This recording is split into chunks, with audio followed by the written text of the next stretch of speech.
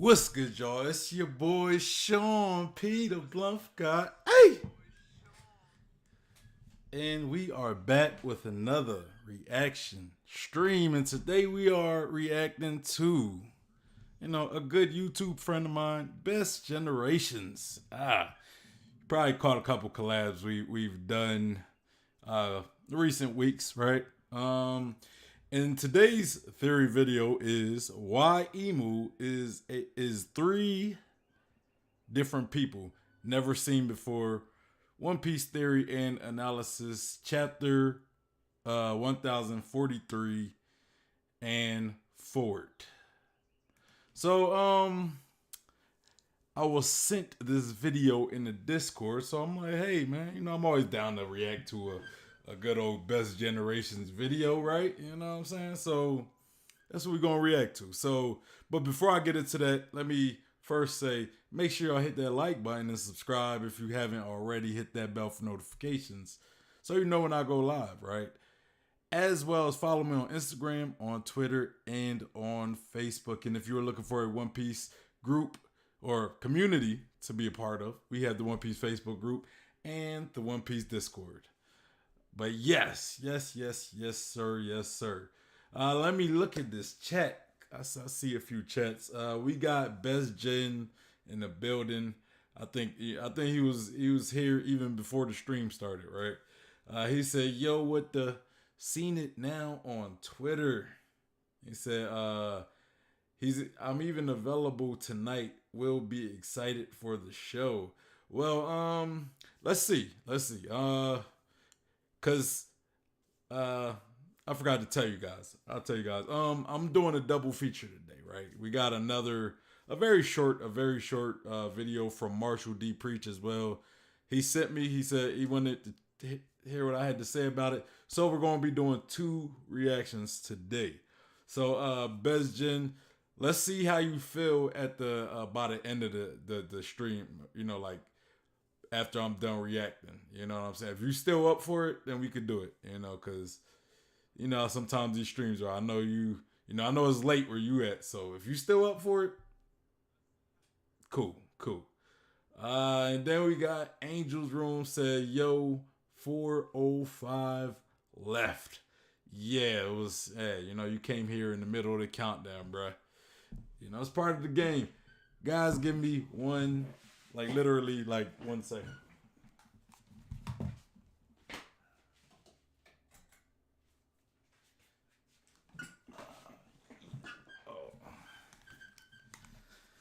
All right, yeah, that's a little better.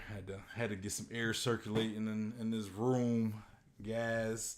All right, so why Emu is three people? Now I haven't watched the video, so I don't know where Best Generations is going with this theory just yet, right? But I kind of have my own theories that I've kind of been. I mean, I don't got them fully fleshed out, but maybe his theory is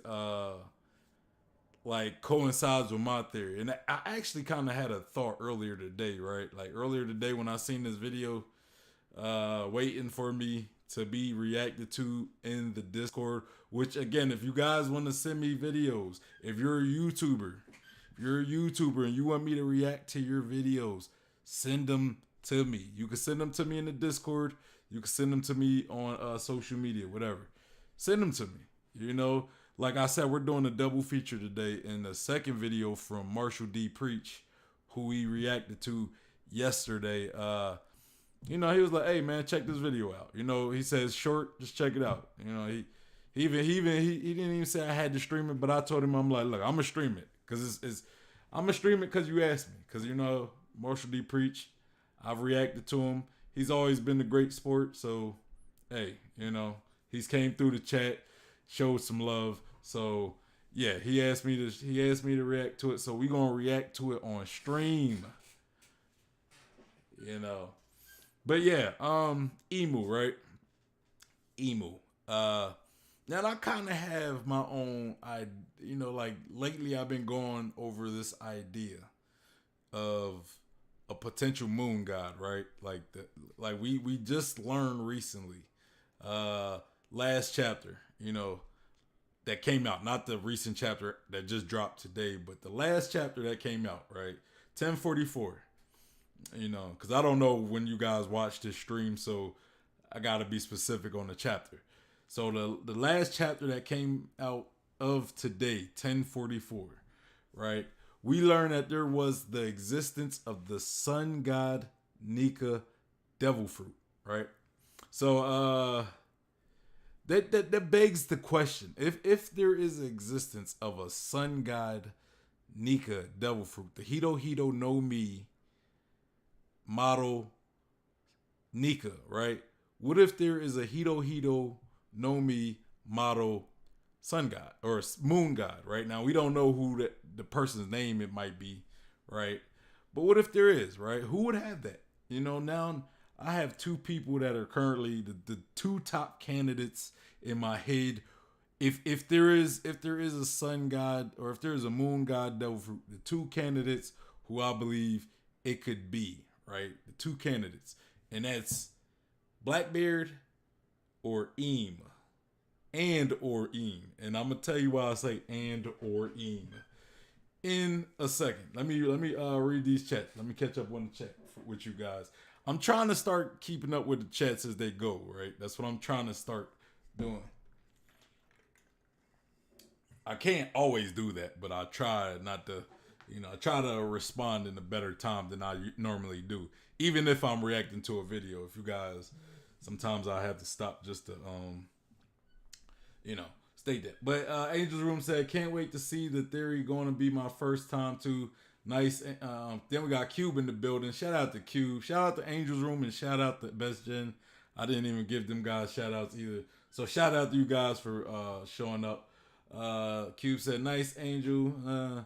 And Cube said, sup, Bluff and Best G. What's good with you, Cube? What's good with you? He said, I wonder if there's a Hito Hito no Mi moon god or even another god. And Cube says, Sengoku's might be a god tier as well. I think his is a god. He has Buddha. It's a deity, at least. Now, I say that the moon god holder could be Blackbeard and or Eam, right? Why did I say and, right? Why? Blackbeard and Eam, two people, one devil fruit? Well, and again, I'm not the first person to talk about moon god. We watched a Threevil theory, I want to say just on Tuesday, right? About moon god, devil, Blackbeard, moon god, right? But, okay. So we know with Blackbeard, right? Blackbeard has a unique body. And there's a lot of theories about Blackbeard possibly being multiple people. Now, whether you want to go with the multiple souls or the multiple personalities, you do that. I don't care. I'm not, that's not even my argument right now. I'm not going to, I'm not even debate. I think I even talked about it before. But,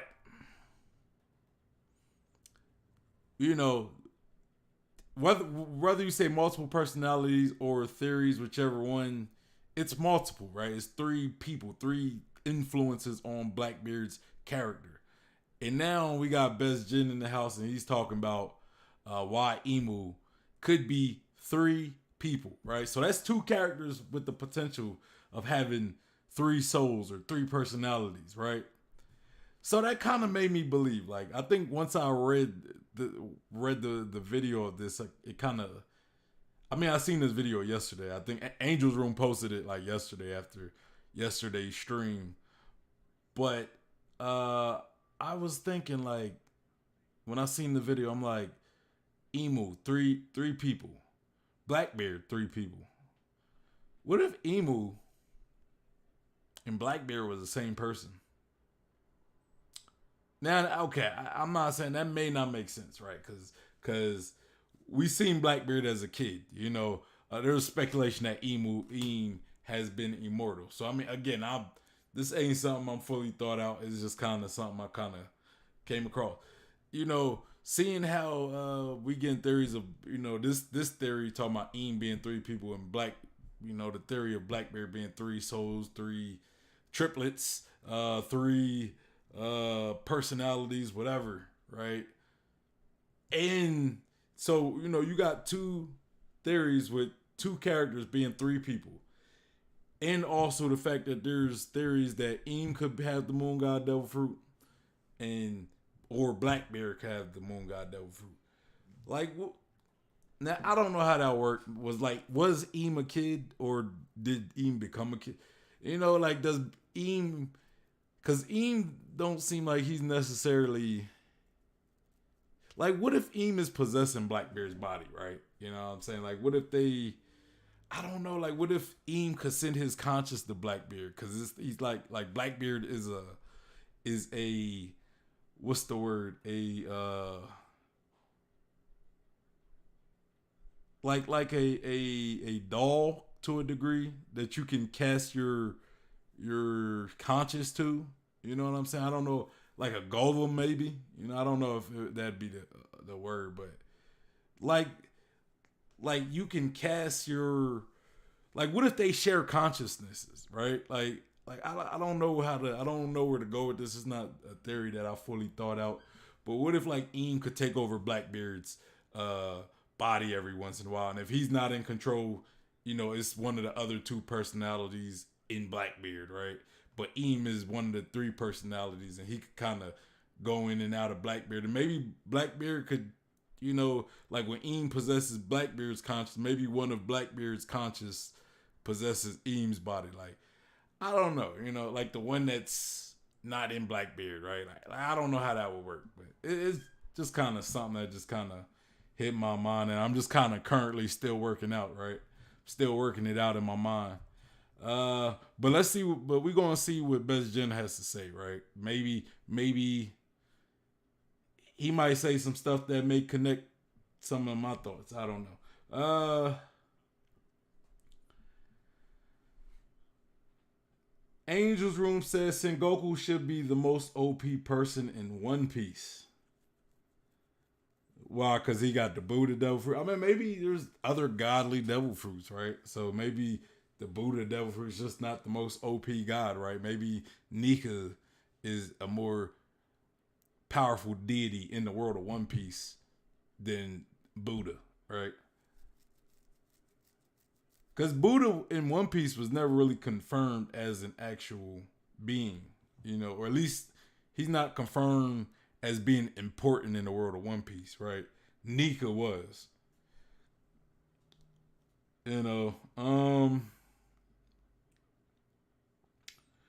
Q said the Yami is obviously a regular zone. Is that what you're saying? Mystical zone. So makes sense his might be another devil fruit as well. Yami Yami isn't a regular Logia. It's definitely not. There's something definitely up with the Yami Yami no Mi. Like, it doesn't work in the same aspect of most Logias. It probably worked more like a Promethea to a degree, to where he's not. You don't really see Blackbeard transform into any other being, but and he can't turn intangible, right? Because the one thing I would say with Logias in zones, they have a level of shape shifting, right? Like a Logia, they shapeshift their body to whatever element, right? If they're light, they turn their body into light, or if they're fire, they turn their body into fire. If they're, whatever. Zones, if they're a cheetah, they turn their body into a cheetah, or they could turn to a half person, half cheetah. Prometheus, as far as we've seen, other than Luffy, right? That, before we learn his true nature of his devil fruit. And like Prometheus usually don't really transform, right? They normally don't transform into anything. Even Luffy, he wasn't really transforming. They were more so he was just manipulating his body. But I mean, I guess that's kind of shape shifting as well. So Luffy did shapeshift, but not many Prometheus. Prometheus are unique though. Some Prometheus, their ability allowed them to shapeshift to a degree, right? Kind of like Katakuri or Trouble. Like Trouble could, Trouble was a little unique, right? Angel's Room says Sengoku probably need to awaken his devil fruit like Luffy to gain the abilities of his god. I mean, that's unless he already has it awoken, right? He might have it awoken already. I mean, bro, the guy's a fleet admiral. Like he's lived years, right? He should know. He should know stuff like awakening. I would think. You know, I would think. You know. Q said, I think there's a reason we never really saw Sengoku's devil fruit. It must be very similar to Luffy's. I mean, we did see it. We seen it in Marineford when he pretty much soloed the whole the Blackbeard pirates. Bro, that, you know what I'm saying? Like, bro, he really flexed on that. He pretty much handled the whole Blackbeard pirates by himself. You know, who's to say he's not awakened to be able to manhandle the Blackbeard, like a whole crew of pirates that eventually became Yonko, right? You know, like it might be some awakening already there.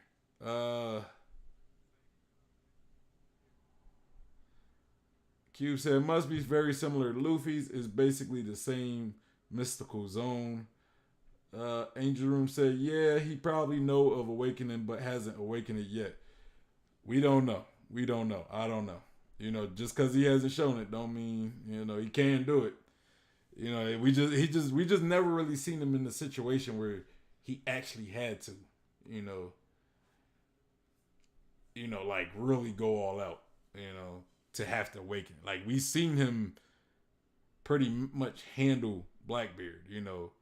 In his crew. So the one time he actually even fought, it wasn't like, he was pushed to have to use an awakening, if that wasn't already an awakening,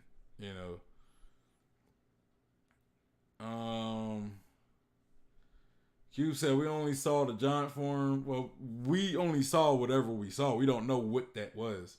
The giant form could be awakening, Not enough to see me his other forms with it is definitely awakened. I mean, like, look, all I'm saying is what we seen from Sengoku, we don't know if that's awakening. We don't know if that's like a hybrid. We don't know if that's just the base transformation.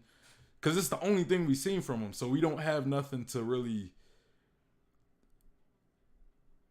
compare it to, like Luffy, for example. We've seen Luffy fight without using gears. So when he does use gear 2, we could differentiate it and be like, that's gear 2.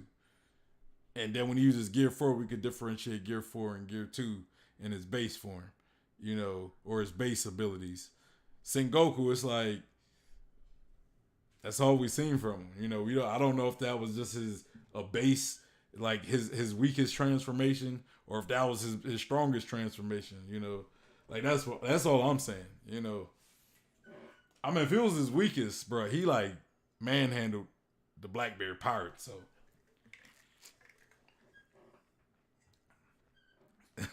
you know what I mean. But yeah, anyway, let's get to this video because the video is, it's almost about 30 minutes, so I don't want to. I don't want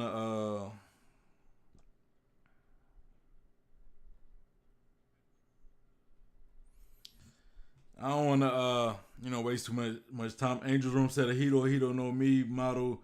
Debutsu is a mythical zone type devil fruit that allows its user to transform into a giant gold Buddha at will. That's all we now know about the devil fruit. Yeah. I mean, that's all we know, We know it's like the Buddha type. We don't know if that was his best move, his worst, his weakest move, or whatever. So yeah, let's get to this video. The link to this video will be in the description box, as well as the other video we will be talking about. I'm gonna try not to stop too much. I don't like saying that because I probably will stop a lot because I feel as though sometimes if I don't stop, then if I don't stop getting no commentary, sometimes you guys might kind of check out. So Hello and welcome. Today we have a crazy, and I mean crazy, conspiracy theory. I personally call it the Cavendish Emu Conspiracy, CIC in short. サック And yes, spoiler alert, you have seen the thumbnail and the title, you know what this video is gonna be about, and you probably are asking yourself, how can it possibly be that emo is Cavendish? Of course, the answer to that is a little bit more nuanced. Okay, so that's where he's going. And I do remember hearing this theory about Emu or Hakuba being a controlled Cavendish, like an Emu controlled Cavendish. So I do remember somebody talking about this. But let's continue. This has this don't seem like it has anything to do with a moon god or anything, like I initially thought. We have to go through a lot of stuff, but if we do, I promise you, you will be utterly shocked. If I have any street cred in the One Piece game, this might blow your freaking mind. So without further ado, keep an open mind and enjoy the journey. So why am I stating that emo is Cavendish? Well, what do we know about emo? And you might be thinking we don't know a lot about emo. Emo is such a mysterious figure. Yes, that is true. Oda was very careful in the things that he has revealed about emo. Even though there's not a lot, there's plenty we can infer from the information given. Who is this character called emo?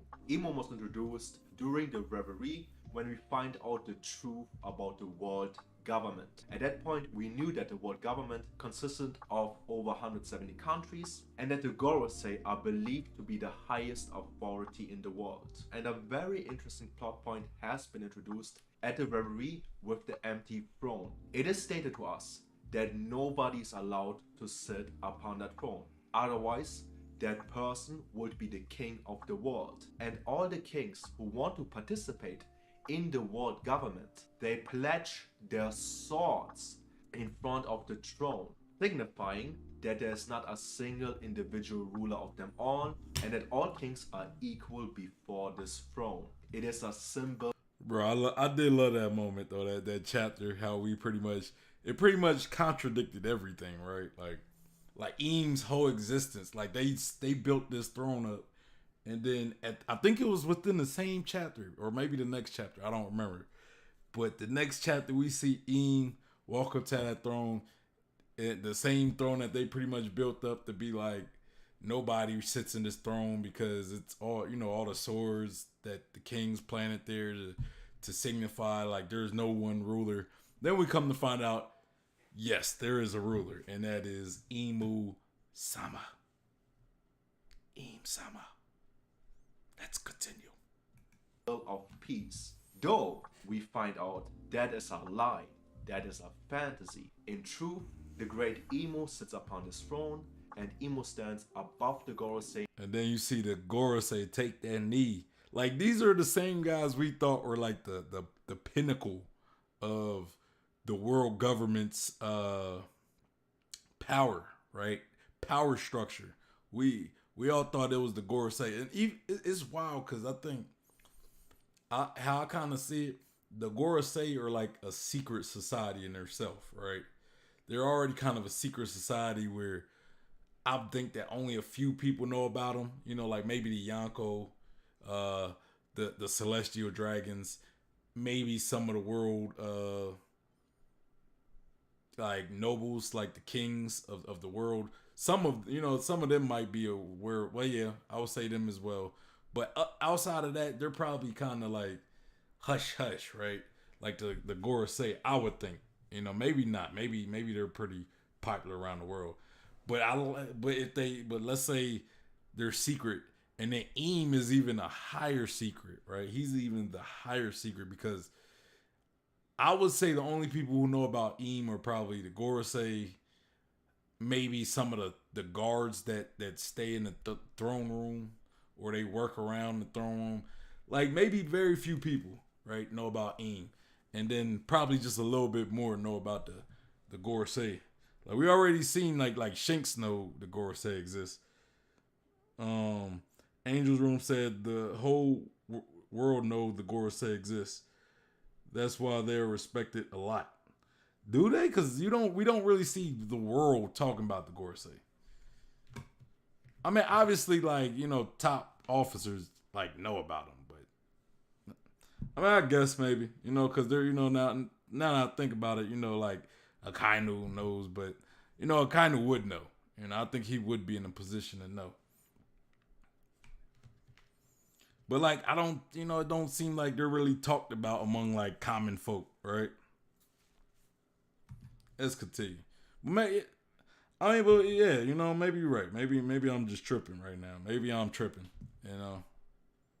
I just don't really see their presence really discussed among anybody lesser than like a fleet admiral or maybe a Yonko. Cube said Moria does know about them, so maybe people in certain line of work. Yeah, like I could see the Gorosei being known among like people who could get information, like underground people. It's like conspiracy, right? Like, cause I look at the Gorosei to be like the Rockefellers and the people who all these like the Illuminati, right? Like where there are people who know about them, and a lot to like common people, they're more like a conspiracy, you know.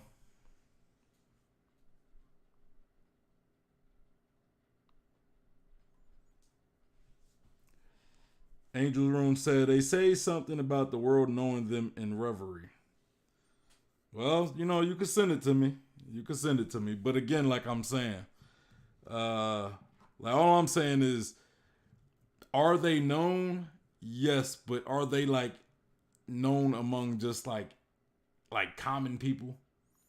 It's one thing to be known about like kings and Yonko and some pirates, like pirates that are really in positions where they know things. Like have the Straw Hats ever talked about them? Have Robin talked about them? Have Nami, like Sanji, Zoro? Because we know that the Straw Hats know about the world, right? Like when they talked about Dragon, all the Straw Hats knew about Dragon except Luffy, right? So we know that they know about a lot of popular things in the world, but you know, I don't remember hearing like any of the Straw Hats bring up the Gorosei. They talk about the world government though. Angel's Room said they say something about the world knowing. All they know is that they are the five leaders of the world government. Q said, "I find this hilarious. They're known for being philanthropists, following the propaganda theme." Yeah. But yeah, let's continue. I kind of talked enough. And the kings of the world, the single individual ruler that is hidden within Marijoa. And that is the takeaway for most people. But we, of course, we are going to go deeper and actually look at the reveal of Imo in its entirety to get a more comprehensive understanding of this character. So, Imo was shown for the first time in chapter 905 when a silhouette goes down into something that looks like a treasury, a storage, and what is within this place? A big straw hat. And Imo is holding Luffy's bounty poster where she sees that also familiar straw hat. So what is the takeaway from the scene? Imo has concluded the danger of Luffy, how the story of Straw Hat Luffy ties to the Void Century, the ancient past, the creation of the world government, the end of Joy Boy, all of it. Imo has connected the dots. This will be more important later on, but we just conclude Imo has figured it out right there. And the next time we are seeing Imo is in chapter 908, and there we see a flower room. And then there's a person who is going to Imo to pass along that the girls they have arrived for the meeting that we have talked about before. Now there's a very important detail to notice here. Who is the person who is talking to Imo? That silhouetted figure looks female, like a handmaiden, and I would even suggest a nun. So the person who is allowed to talk to Imo outside of the Gorosei is female. And this is quite interesting if we consider how emo looks like. She has a very slim silhouette. She doesn't have muscles, she is not white, she is not tall. She looks like a woman, and only a I don't know, man. Like, it's, I don't know if I say she looked like a woman because it's hard to tell. You know, yes, she's definitely slim. She or he is definitely slim or slender, right? But I don't know if I just all you know. I don't think just because the person's slim that this necessarily a woman, right? Like it's hard to tell because you can't really see the shape of the body because they have on a robe and a lot of time you gotta kind of see the shape of their body. So yeah, I don't know. I don't know. I don't know, Best G. I don't know. I don't know if I agree with you about it looking like a woman. But let's continue. female is directly allowed to talk to emo. And then we can talk about polarities like joyboy and emo, male, female, the world government flag. But I've talked about this a few times on this channel. If you're interested, there will be a link in the description below. But nonetheless, the story suggests that emo is female. This is the second thing we are noting. And the third thing is often overlooked, even though it's heavily indicated. Emo is a swordsman. It's so on the nose that I quite frankly don't even think I have to explain it, but nonetheless, what weapon of choice did Emo use when she has destroyed the bounty poster of Luffy and Blackbeard? Emo has chosen a sword. Maybe it's because she's familiar with it. Yes, I forgot. I think it was Angel's Room. Y'all, you was going on about Emu being a swordsman. I don't know, man. Like, does is Emu necessarily a swordsman though? You know, because you know a lot of royalty have like swords and stuff, but they're not like swordsmen. They just carry swords, right? But I guess it was a sword. I guess when I first read the chapter, I kind of looked at it as like a kind of a long knife, more so like a dagger to a degree. But you know, it's a sword. I'll definitely concede to that. Best Jen said was in the zone. Hello everyone. Shout out to Best Jen. And Angel's Room said I said this. Yeah, that's what I said. That's why I said Angel's Room said it. Best Jen said it's possible at least. Oh nah, yeah, it's most definitely possible. I'm not saying that Emu isn't a swordsman. You know. I'm not saying that. I'm just saying, you know. But it definitely is evidence that Emu is probably a swordsman. So I definitely agree with that aspect of it, you know. But other than that, what do the kings of the world pledge to Emo? What do they give them to show that they are subservient to the throne? Their swords. And of course, swords have more than a symbolic meaning. Giving up your sword is a gesture of surrender, of course. But in the story of One Piece, swords have a deeper and more fundamental meaning in the story. The soul, the will of the user, or the person who created the sword, is imbued within it. So giving up your sword is somewhat like giving up your own soul. You're sacrificing your soul, your will, your spirit, your haki, all of it. And other than that, what do Emo's eyes look like? They look like it's basically subjugation, right? You know, subjugation. You know, if you take because like a sword kind of also represents like your defense. You know, you need a sword to fight back, right? If you can't fight back, you don't have a sword. You're pretty much agreeing to subjugation, right? Like they're agreeing when they give up their swords, they're pretty much surrendering, like Bezjen said, of course. You know, like I definitely agree with Bezjen said about the surrendering part. I mean, I agree with what he said about everything when it comes to the sword. But I'm just kind of adding, you know, it's like you if they surrender, they're pretty much surrendering to be subjugated, to being their freedom, their will, like you know, Bezjen was saying, all that to be pretty much owned by the world government, you know.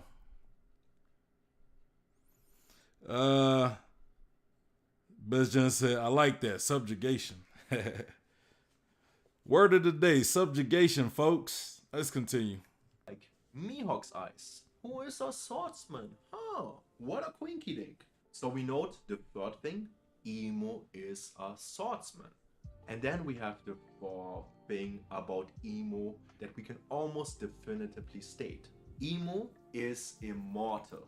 I know you have heard this take 100 times. I've talked about it like 4 to 5 times. I know you can't hear it anymore if you're familiar with the channel, but nonetheless, it's important for this whole idea to really accept this. Believe me, this series almost certainly stated it. So if you're still not buying the idea, there will be a link in the description. Don't worry about it. It will be explained in full detail. All the hints, all the parallels. It's so heavily suggested. That's why most people already believe that Emo is immortal, even if they haven't drawn these parallels. So now we have these 4 things about Emo. And when you look at the name Eam, right? I mean, that's the first 2 letters of immortal, baby. You know what I'm saying? That's what other evidence you need, man? What other evidence you need other than the name itself? Nah, but yeah, I mean, I believe I don't know if I believe for like 100% that Eam is immortal, but I do believe is a huge possibility that Eam is immortal and probably been around since like the Void Century. You know, I think Eam is the connection from the Void Century to the modern day. You know, I think Eam is that connection. You know, Eam might be the person who's going to give us Eam or maybe the Gorosei or maybe a combination of both. I think they're probably going to be the ones who give us that exposition of what really happened in the Void Century, or at least they might give us their version of it. You know, like we might get 2 versions. We might get like the side that kind of makes the world government look like, you know, maybe they weren't wrong, and then we'll probably get like Joy Boy side, which that probably gonna be like the truth. I could see something along that line happening. Best Jen said immortal, exactly, man. For real. But let's continue. We will keep them in mind because they will be all relevant to this idea. How does this help us to understand how Emu can be Cavendish? Well, I've talked about this in the last video when we talked about Luffy's and Emu's talking ability. And again, there will be a link in the video description. I know I'm asking a lot of you right now. I will give you the TLDR, don't worry. This is a very comprehensive idea and we have to accept many things to even come to the conclusion that this idea is even possible in the first place. So I hope you give me some rope here. So the gist of the last video is Luffy's voice of all creation enables him to access the human wavelength. And that is why people naturally want to follow him and bend to his will. And the same is true for Emo. Though her voice of all creation is not as happy as Luffy's, it's an inversion of that idea. She's not interested in understanding others, she wants to control everything. The polar opposite to Luffy, and that's how the voice of all creation manifests in her. She can bend people to her will. And that is, by the way, what the meaning of the eyes are. Because in Zoro's flashback, right before he defeated King, and mind you, Zoro is a swordsman, like Mihawk, like Cavendish, like Emo, like all of them. And they are all related to this symbol. So Best Jen, if I hear you correctly, what you're really saying is Emu is going to be Zoro's final opponent, not Luffy's. No, I'm just messing with you. Best Jen said that would be lit, their version, and we have to draw our own conclusion, like Rayleigh said. Yeah, I could see how, you know, in the middle of the fight, Eam is kind of, talking about, why he did what he did. And we might look at him like, okay, I mean, maybe. And then maybe like at the end of the series, like at the full end, maybe we get like the soul of Joy Boy. I don't know. Maybe it speaks through Luffy, you know what I mean? Like maybe Nika's or Joy Boy's spirit or will speaks through Luffy, and we learn what really happened in the Void Century and what Eam probably left out, You know, like Eames' version might not even be wrong either. You know, Eames' version just uh might leave out some stuff, some important information. You know, that really shapes the context of what happened in the Void Century. I could see some like I think that'd be a dope way. I don't know if Oda's gonna go that way, but I think that might be a good way to go about it. But I trust Oda, however way he goes about it. I trust him. Let's continue. Circular energy that manifests itself in Imu's eye. A reflection of light, one can say. So, what does this symbol mean? Oda has showed us the direct meaning and stated it literally on the screen. This symbol is being emitted by swords. And the truth about curses has been revealed to us. Ignorant people call swords cursed. What people think is a curse is just a soul and the will that is infused within the sword. So when somebody is using that sword, the responsibility of the swordsman is to bend the sword to its own will. And this is what the meaning of the symbol is. Bending somebody to your will. Right about now, you might have realized it's not a coincidence that Zoro displayed a similar ability to the voice of all creation in his fight with Mr. One. And we will talk about this eventually, that yeah, it's heavily suggested that Zoro also has the voice of all creation. All these mysteries are very interlinked. But let's not get ahead of ourselves. We conclude the meaning of the eyes that Imo has is that she can bend other people to her will. But do we have any confirmation outside of this in the story for this whole idea? And yes, we do. We have this actually with Zunisha, because Zunisha. Ooh, hey, Best Jen, I think there might be another. I'm gonna let you speak about Zunisha in a second, but I'm gonna give you another possible example. You know, I mean, this may not go in line with your point, but I'm gonna give you another possible example. Mihawk, Marineford, Mihawk, Luffy, right? Luffy was pretty much about to fight Mihawk, right? And Mihawk, and I've said this before. When Luffy was about to attack Mihawk, and Luffy was able to see into the future for a split second, and he seen that if he would have done it, his arms would have got chopped off, and so he stopped. So you could kind of say that was Mihawk bending Luffy's will, because he actually stopped Luffy from attacking him by like kind of forcing him to see what would really happen. So, or maybe it's just the fact that Mihawk was able to bend his mind to make Luffy see what Mihawk wanted him to see. You know, but either way, it's kind of a bit a bending of a will to a degree. But that's just another example. I was just giving you that because I actually thought you was gonna bring that part up, but the Zunisha aspect makes sense as well. You know, I kind of get where you're about to go. Angel's Room said, Best G, so you're saying that Imu was the true Supreme King Eyes. And then Best Jen with the oh my god, oh my god, oh my god, oh my god, let's go, oh my god, OMG. A perfect case study to make us realize the extent of the voice of all creation. Because what can Momonosuke do with his connection when Momonosuke is in control of Zunisha? We see the circular pattern appear in Zunisha's eye. What a coincidence. And furthermore, what can the voice of all creation that Momonosuke also has do? Momonosuke's, sorry I forgot, now I know the right pronunciation. So you still got a lot of bazookas. I know you've been commenting a lot. Momonosuke and Zunisha's mind are interlinked. Zunisha can share her vision, her consciousness with Momonosuke. Very interesting.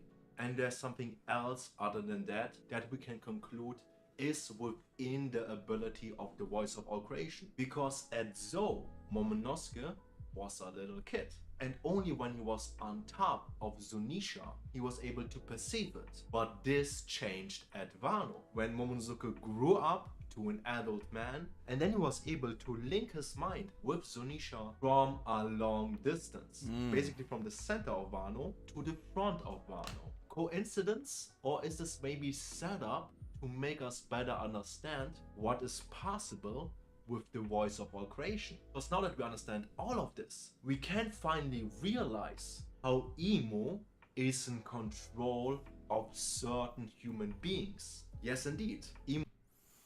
Best Jen said like it from the angle of him bending his will to his he bending him to his will fits nicely with some ideas, adds some depth. Yeah, I was just kind of throwing that out there, just kind of give you more, add to your theory. You know what I'm saying? Give you something to add to your theory. I also kind of wanted to say this too, right? We never got an explanation of what that whole situation between Mihawk and Luffy, right? Like Luffy wasn't able to see, he didn't have future sight, at least as we know it. You know what I'm saying? And it could have been a situation of maybe Haki blooming in dangerous situations. Like that could also be an explanation. But we didn't even really have it. We didn't even, like, Oda didn't really even have observation Haki really fully fleshed out, like, let alone future sight. So I kind of like to look at it as maybe it's not something Luffy did, maybe it's something that Mihawk did. Maybe Mihawk, maybe it's something with his eyes, right? And when what you said, kind of, what you was talking about, bending people's will with those eyes. That's what kind of made me think about that part. Best Jen said, yeah, something like that fits Angel Room. Let's continue.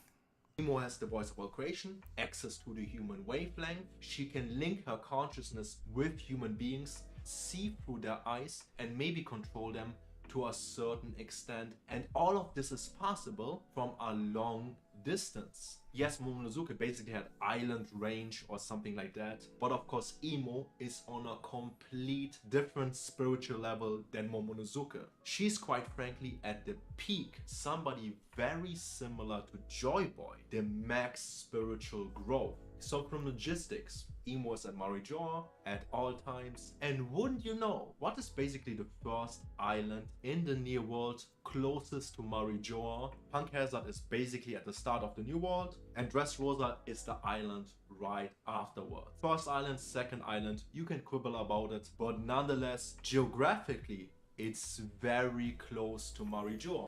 And you could probably say Fishman Island. I mean, I don't know if Fishman Island is considered being part of the New World, though. I mean, it's controlled by Yonko, and usually Yonko control, like, all New World territory and stuff. But Fishman Island, like, right under Marineford, or Marijoa. But technically, it's kind of, like, on the border of the Grand Line and the New World, so I don't know if you would count Fishman Island as being the closest island in the New World to Marijoa. So yeah, I don't know if you would count Fishman Island, but it's probably the closest island though. If you want to get technical, it being like right under,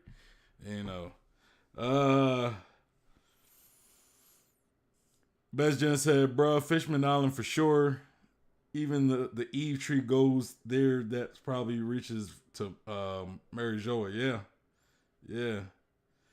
And Angel's Room said Fishman Island more like a resting point to the New World. Yeah, it's like on the border. So I guess you wouldn't count it as being the closest island to Marijoa in the New World, because it's not necessarily.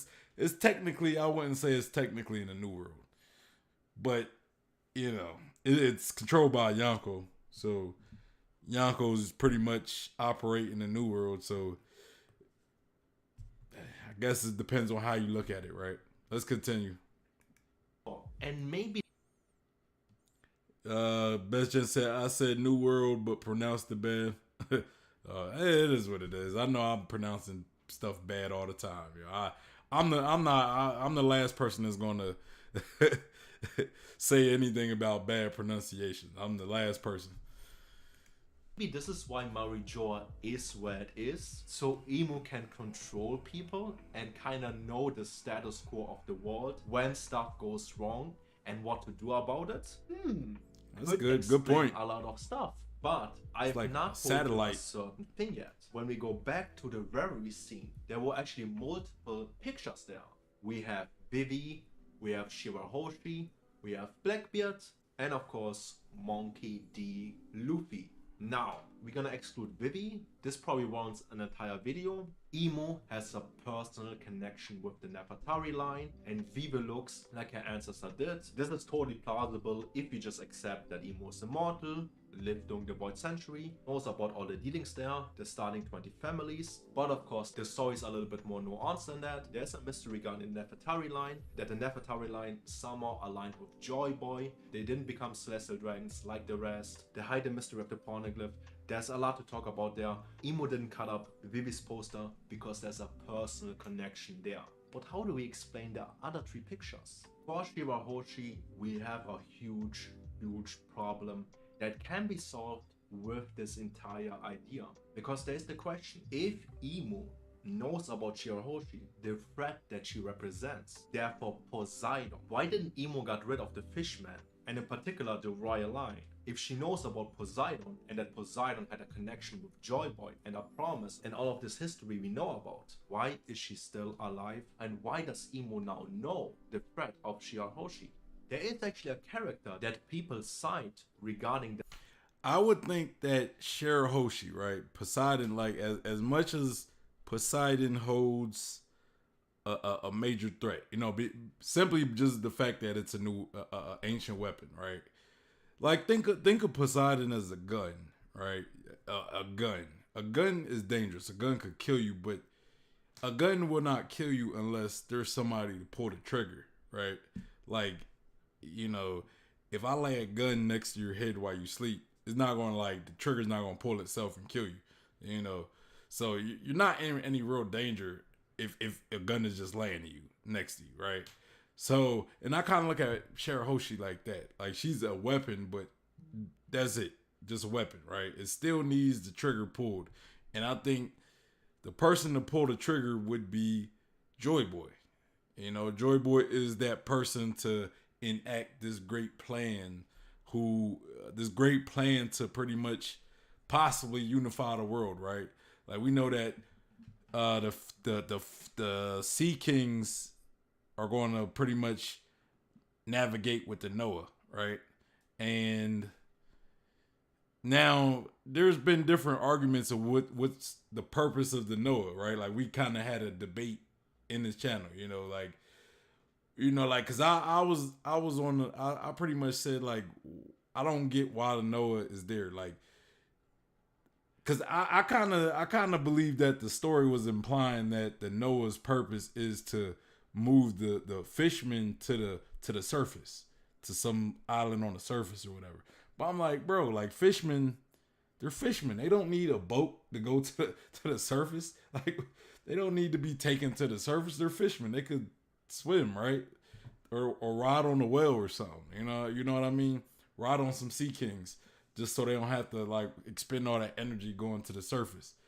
But I think it was Angel's Room that I was debating with, and he pretty much said that the Noah is pretty much for humans, right? Because for a flood, for like this big flood that there possibly might be at the end of the story. There's been speculation of a great cleansing to where the world will flood, kind of like in the Bible, and the Noah would be there to save the people.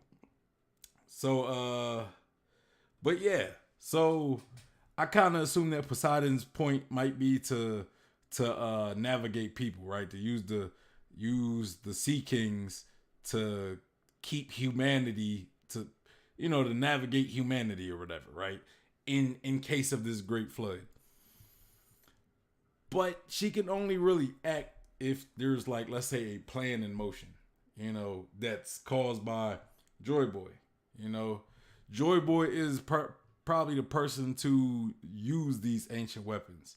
So I would say yes. I could see why maybe the Gorosei might have seen Luffy as the biggest threat because he's the one who's possibly going to implement this major event in the world that could possibly get rid of the Grand Line.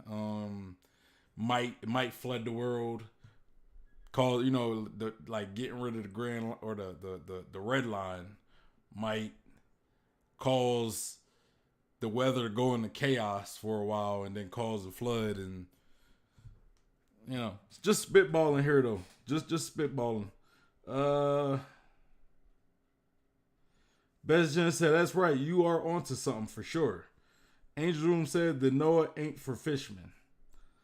I mean, hey, bro, like we that's one of them debates we already had, and I'm actually kind of agree with your point because I think it would be stupid to be for fishermen. But Best Jen said flood is definitely an option. Wouldn't surprise me if that is Emu's ability as well. Ooh, interesting. And Angel's Room said, I don't even know how the idea of the Noah being for fishermen came about. Probably because it's at Fishman Island. I mean, because how I see it, right? How I see it. There's been a lot of talk. Like, Joy Boy pretty much stated, like, hey, his mission was to get the fishermen, bring the fishermen to the surface, right? And then they got a big ship right there, like right at Fishman Island that Joy Boy pretty much left. So you got these two different things. Joy Boy wanting to move the fishermen to the surface, and then Joy Boy leaving his ship that he wants them to protect for a specific time.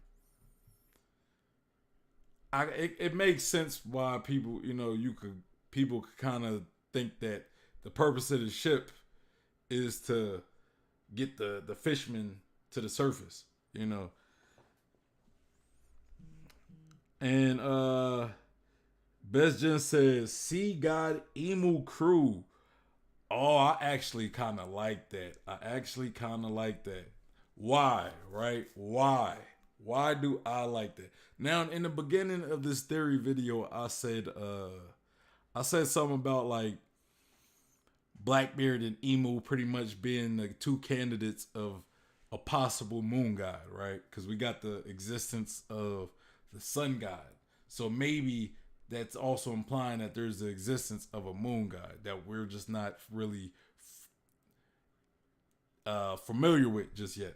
Kind of like we just learned about Nika in this arc. So when I look at the moon god, right, I look at two candidates. I look at Blackbeard and I look at Emu.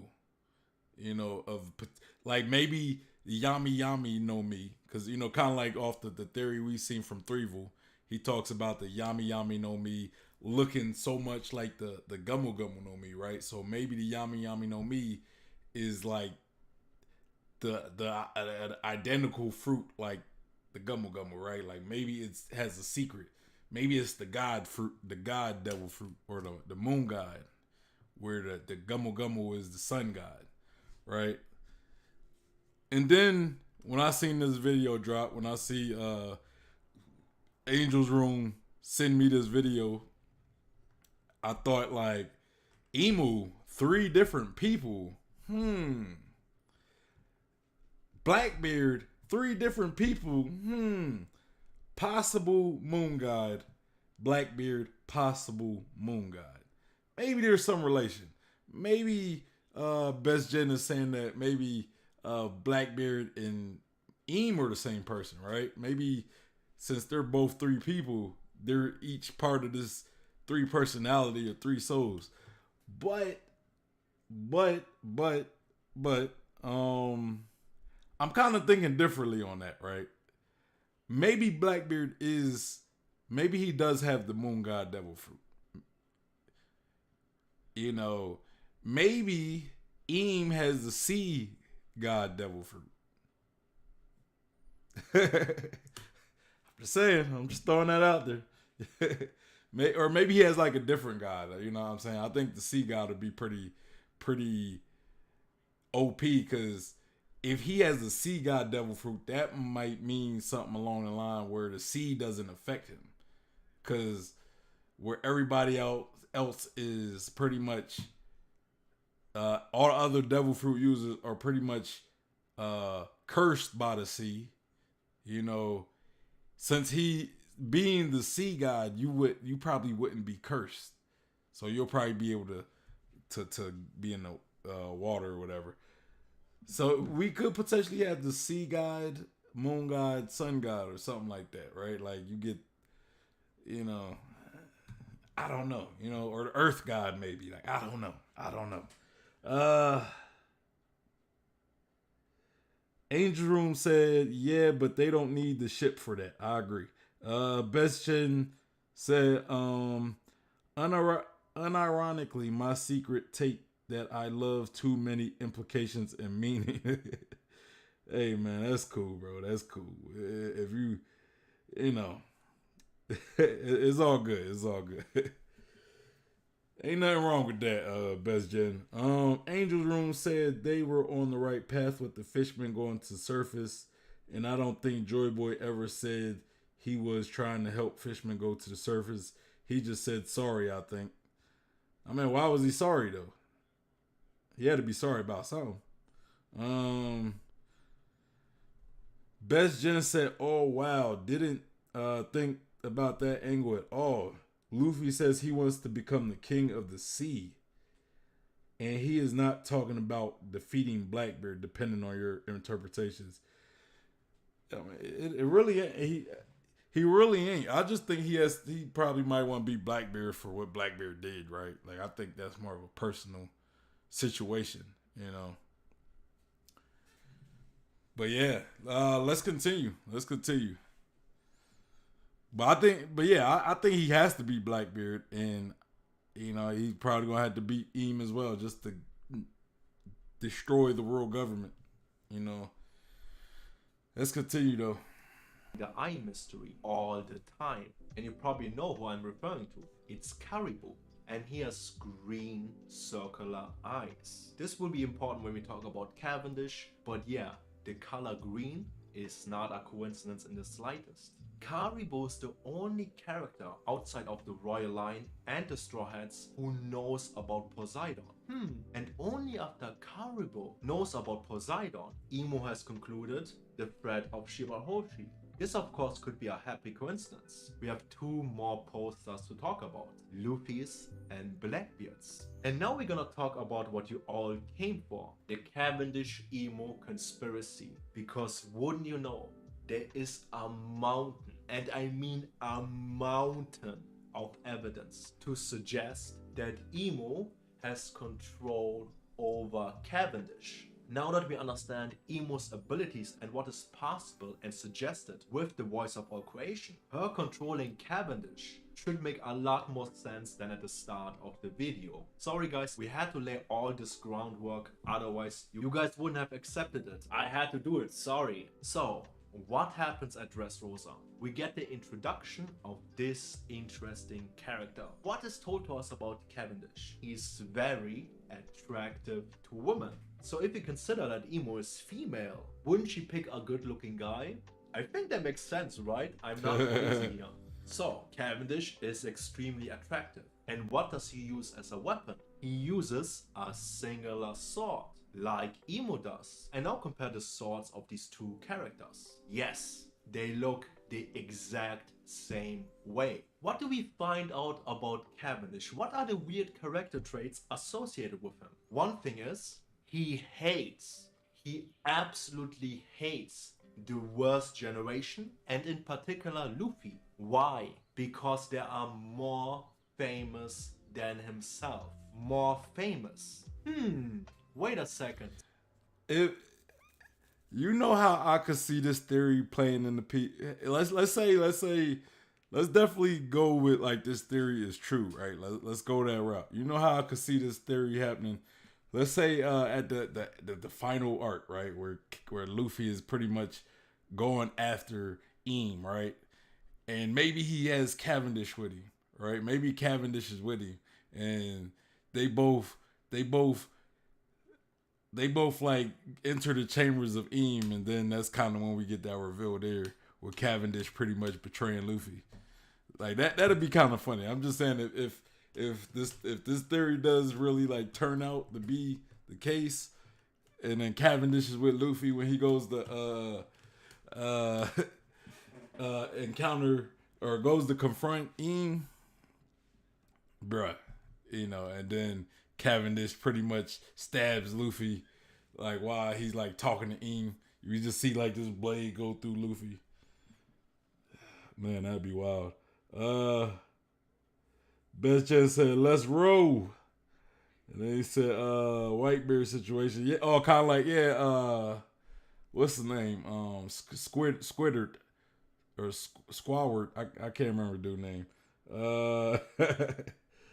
Angel Room said, "Do you think Oda retconned the idea of Sea Devil to do you, or do you think it will mention again one day?"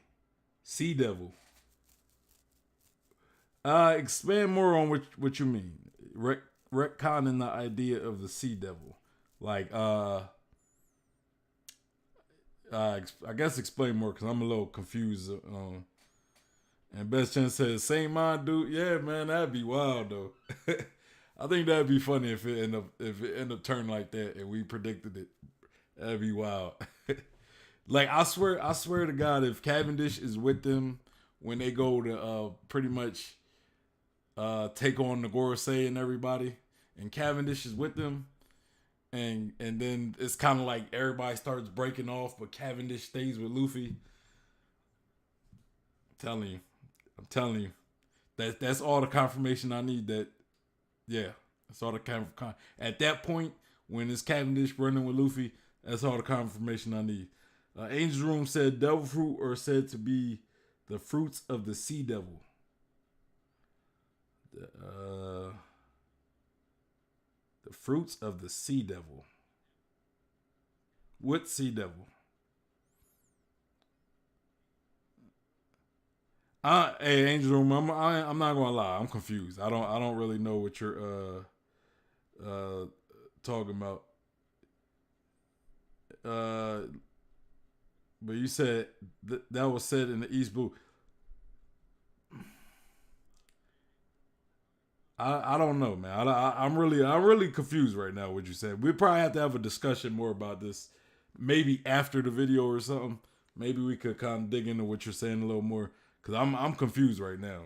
What you're talking about? Because Sea Devil, was that even really ever like a something that the series really focused on, or was it just kind of like mentioned at one point?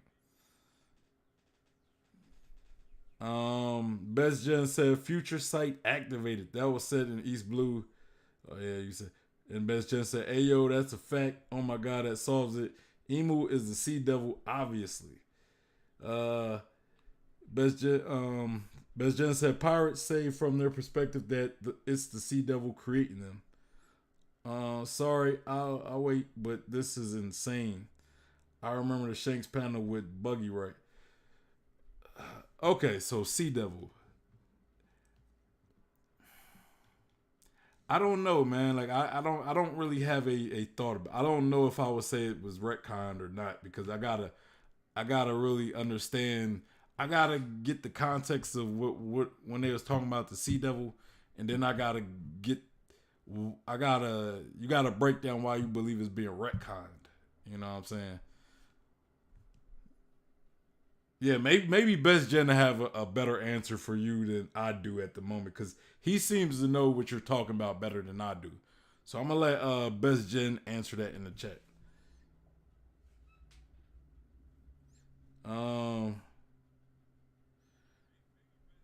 Angel Room said Captain Morgan says that when he see Luffy, Devil Fruit ability, and Best Jen said 100% not retcon. It's all perfect. It's true. ... Yeah, Best Jen probably give you a better answer than I could, honestly. Sorry about that, but let's continue. What is the one thing that Emu doesn't have?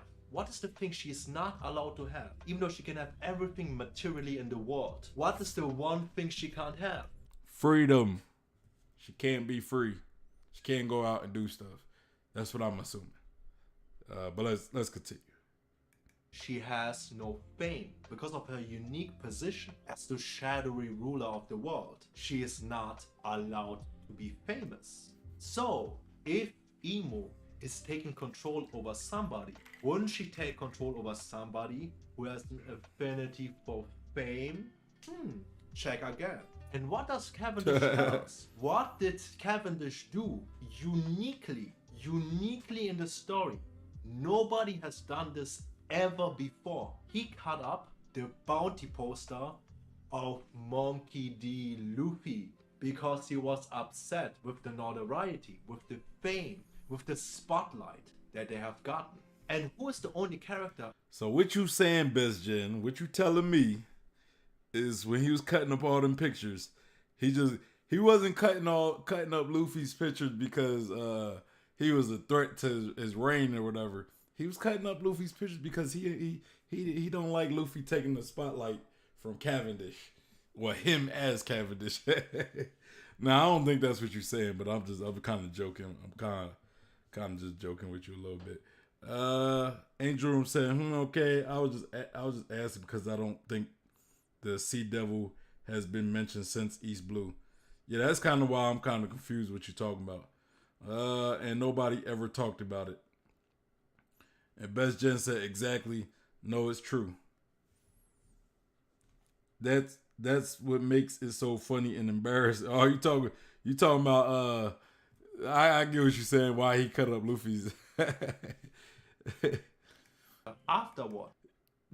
That I'm telling you, man, I could see Eam being like a likable person when we actually learn about Eam. Like maybe Eam is a tragic character, right? Like he don't necessarily want to be doing a lot of stuff, a lot of decisions that Eam has to make, but you know, maybe the Gorosei kind of like manipulate Eam to a degree by like saying, yo, you gotta show them that you're the king or whatever, you know, like doing stuff like that.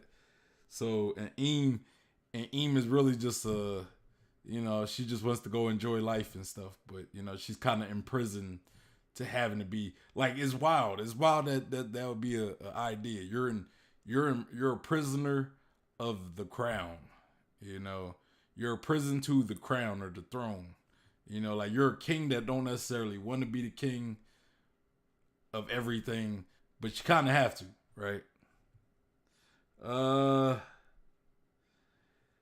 Best Gen said that's what makes it so funny and embarrassing for Emo getting overshadowed by Luffy, right? Like he wants to be the popular one.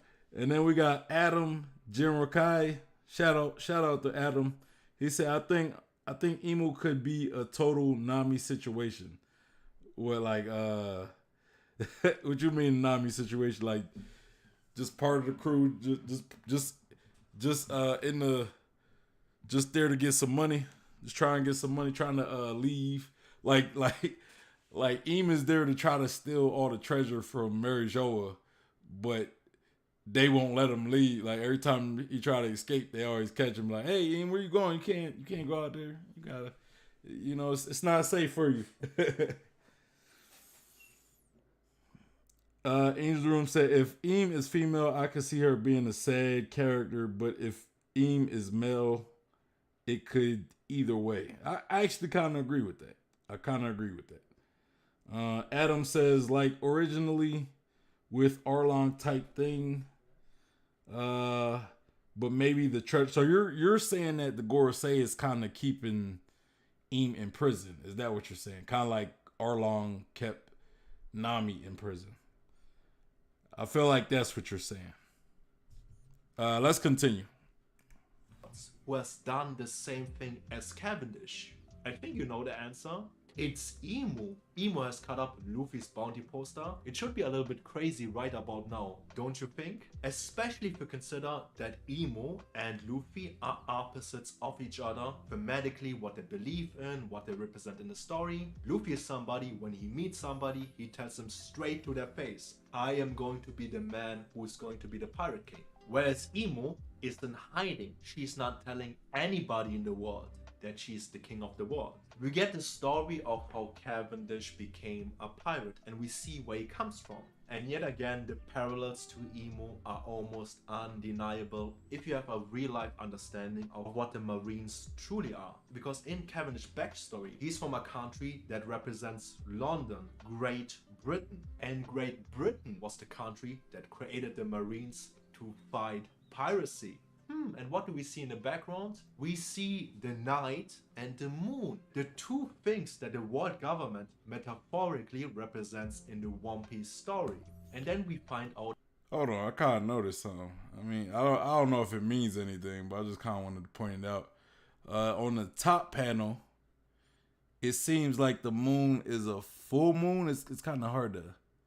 And the moon, the two things that the world government. Hold on, let me rewind a little bit because anybody in the world that she's the king of the world. The title is in the way that where I see the moon. Cavendish became a pirate, and we see where he comes from. And yet again, the parallels to Imu are almost undeniable if you have a real-life understanding of what the Marines truly are. Because in Cavendish's backstory, he's from a country that represents the moon on top is a full moon.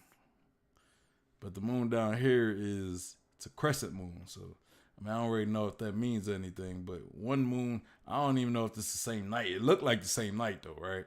Looked like this all happened in the same night. And at one time, we get the moon being full, and the one time we get the moon being crescent. You know, it's interesting, you know.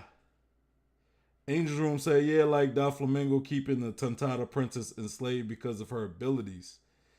Yeah, and I don't necessarily think it's like a slave, like enslavement, but it's kind of like, it's more of a mental slavery, right? Like they got her mentally enslaved in the situation, where they, they're making her feel as though they're working to in her best I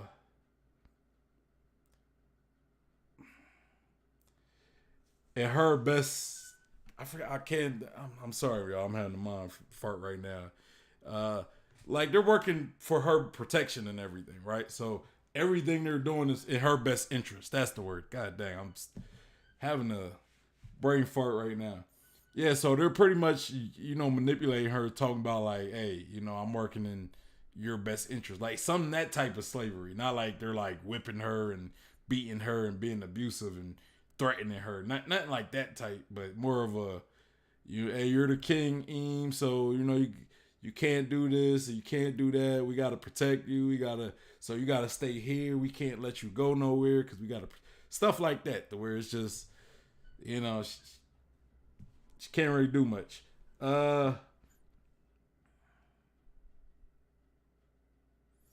Adam says, I think she could be imprisoned by duty. Yeah, that's a high probability too. And I've said that. I'm glad I'm finally catching one of these. I'm usually at work. Great videos all around from everybody. Hey, I appreciate that, Adam, and I'm happy you can catch one of these streams as well. And I hope to keep seeing you. Even when you can see, right? Like I get that you can't. You could always watch them on playback. So, I mean, there's that. And feel free to comment, y'all. If y'all don't catch the streams live, y'all can always comment, and I will respond. Like, I try to respond to them. Now, I mean, I can't say I'll always respond because, I'm hoping one day, I get a lot of engagement on my channel. So, it may get to a point where I can't respond to every single comment, but I'll try. I'll definitely try. Best Jen said it's full and crescent.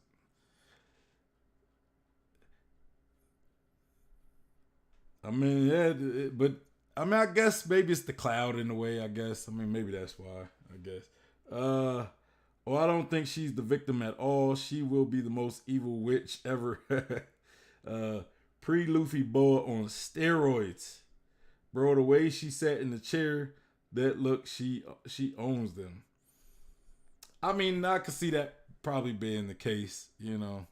But I kind of hope that Oda goes more of a tragic route with the character, where, you know, she kind of had to take up the mantle in like a tragic type way.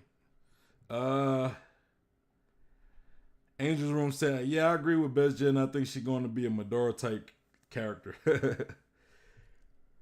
That's if she's the fighter, though. You know, maybe she doesn't fight.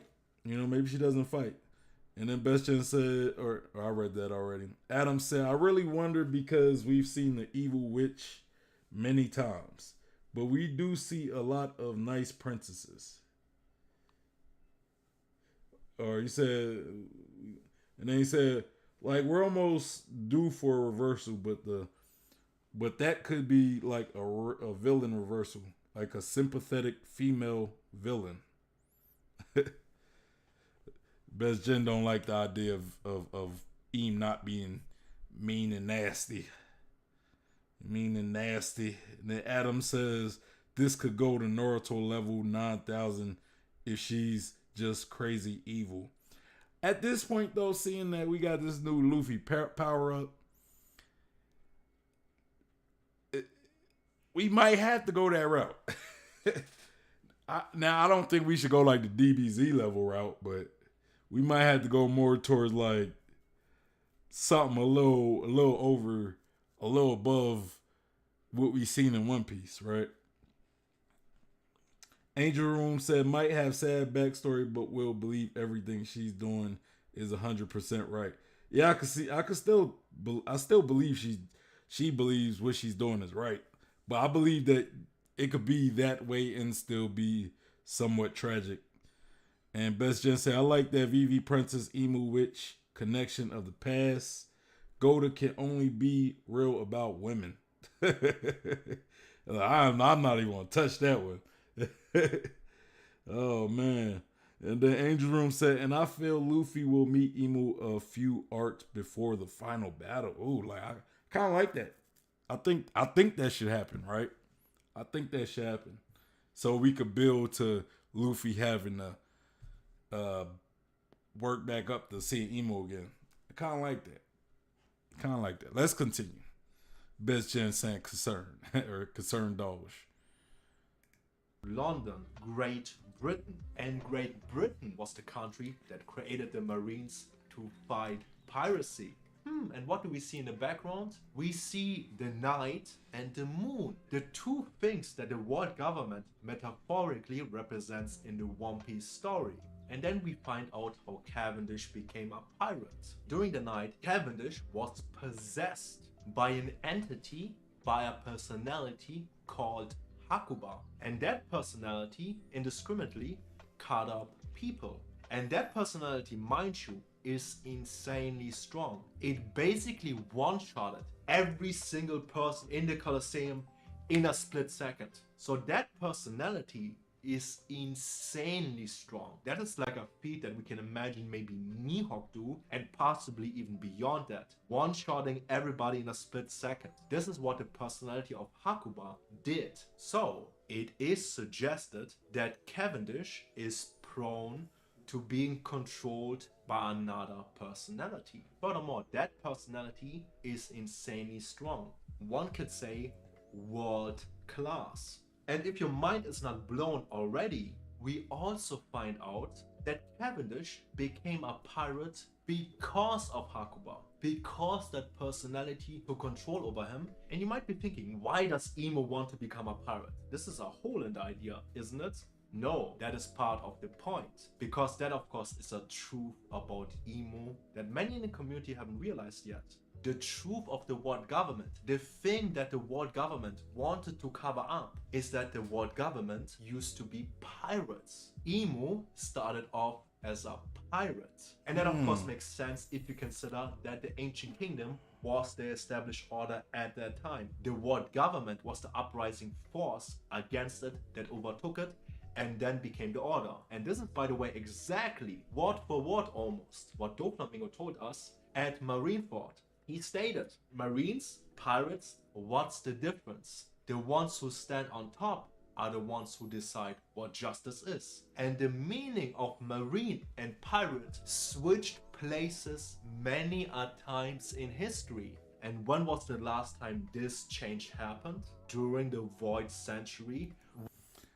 That's interesting. I kind of see that as being interesting. Like maybe it kind of made me think though. It was like the ancient kingdom messing up, perhaps. Like maybe the ancient kingdom messed up. Like maybe every time it switches, right? Like let's say, you know, the ancient kingdom could have been wrong, or maybe they was doing some shady stuff at one point where the world government had to take over, right? And then they became the villains. And, you know, like, hey, I mean, it could be the case.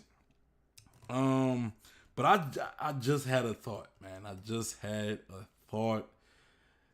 I had a thought that a lot of y'all probably gonna be like, nah, you reaching. To me, it's just kind of, oh man, I might have to actually sit down and kind of. So y'all gonna have to bear with me, all right? Because we was talking about because it spawned from something one of you guys said in the chat, right? Let me see who said it. I think it was Angel's Room that said it.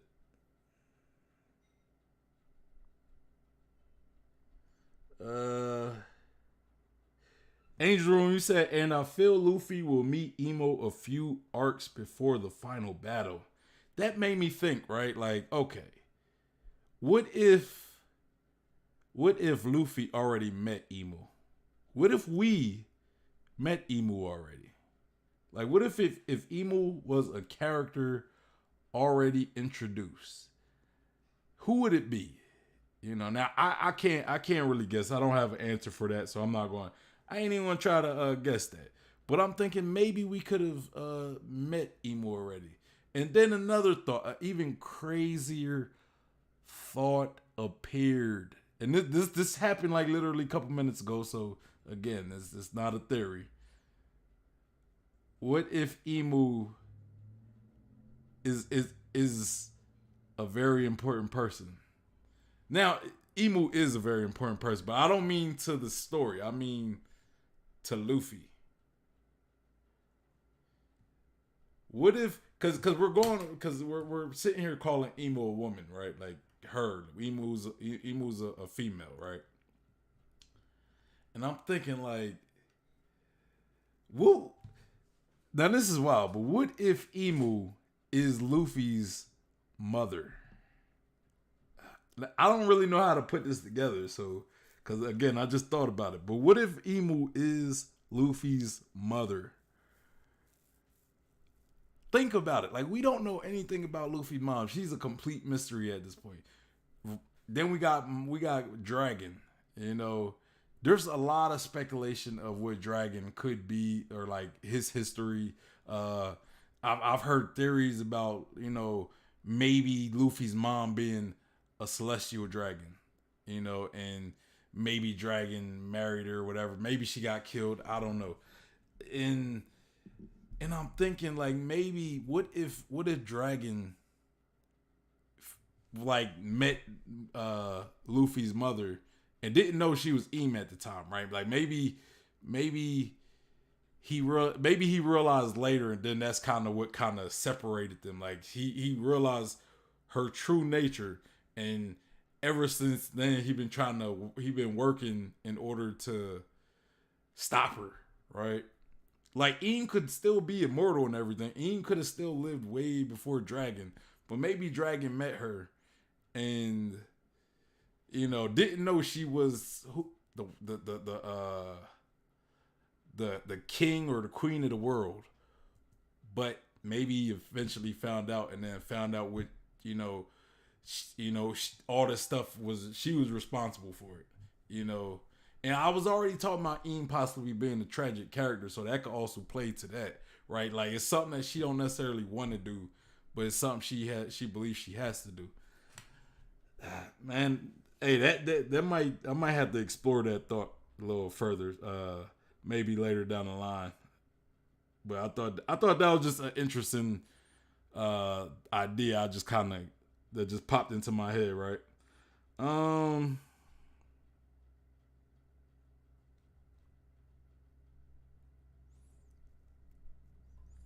Adam says, I just wonder how much of what Emo is doing is because of a promise to the last Joy Boy in some way, like a result of the will. But I definitely love Best take on these parts of her abilities. Yeah, I kind of like I think it was me and Best Jen talked about how maybe she could be related to Joy Boy, right? And maybe you know it was a promise, right? It was a promise to Joy Boy, even though like maybe she had to kill Joy Boy and then promise like, look, I'm a make sure the world's okay or something. Um, Adam says, and I think Best G is 100% about the old pirates and Emu. Okay, okay. Best Jen said, Adam, my king.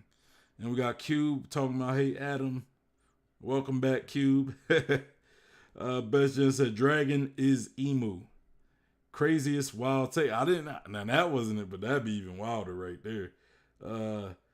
Angel's Room said, Emu might be a shapeshifter. Hey, like Mystique from X-Men, right? She be doing a lot of damage with her shapeshifter. Then she'd probably be a zone, right? Be a zone. But then that'd be like Bon Clay's ability. So I don't know. Unless Bon Clay is Emu. Bon Clay not really even in Impel Down. And Bon Clay and Bon Clay's in is at Mary Joa. Cube says Emu could be related to a member of the crew, either Luffy or Nami. So we don't know Nami's parent, right? We know that Nami was pretty much adopted. Yeah, I mean, we don't really know much about Nami's real mom. Angel's Room said, didn't Oda say something about Luffy's mother has no importance? Well, I mean, that would be a great red herring to say something like that, I would think. Best Jen said, but how would Dragon obtain Luffy? Probably didn't have the power at all. Maybe like let's say if Eam is Luffy's mother, right? Maybe Eam gave Dragon Luffy. You know, like maybe Eam realized like the child would be better off with Dragon, even though Dragon was just as bad. So Dragon was like, I don't want him. And then Eam was like, well, you gotta take him because I don't want him either. I gotta rule the world. Sorry. And then Garp was just like, or no, maybe Eam gave maybe Dragon didn't want him, so Eam gave Luffy to Garp or something. But then Garp would know, right? Garp would have to know. You know. So yeah, I don't know. You know, I don't know.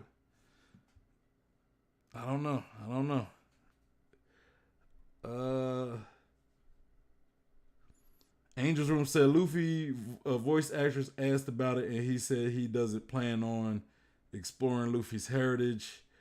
Red Heron again. Best Jen says Luffy's adventure began after he left his mother's arm. I want to tell this young man's story so his mom is no part of it, he said. Ambiguity is there though. I mean, look, man. Oda says a lot of stuff. Oda says a lot of stuff that he don't even stick to. Oda, I remember one time where Oda said like the series was 60% done, and then next time he said it was like, or one time he said it was like 80% done. Next time he said 60%. It's like Oda, like god dang, you know. Oda ain't always consistent with what he says. Sometimes he changes his mind. He's capable of changing his mind. Um, or he could have just been saying that, right? Like if he would have said like, yeah, she got importance, then people would have been theorizing, and somebody would have probably guessed it. And Luffy, he already be changing stuff because he don't be wanting people to guess the story. Uh,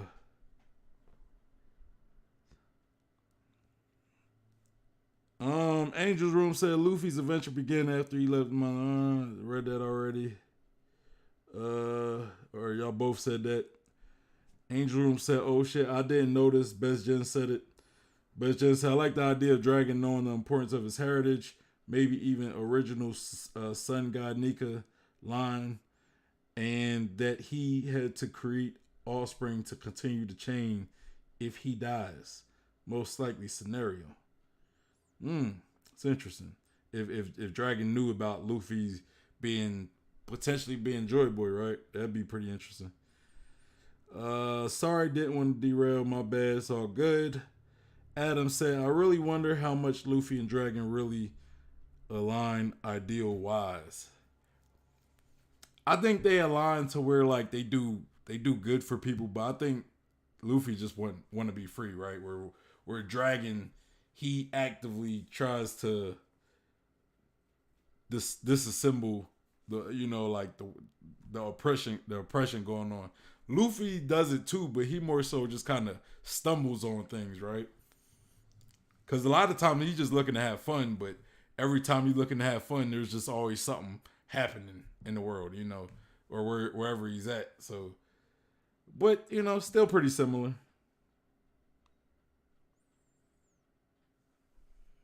Let's continue a little more, and then I'll get back with the chat. When the world government became the Marines, pirates became the Marines. So what does Imo do?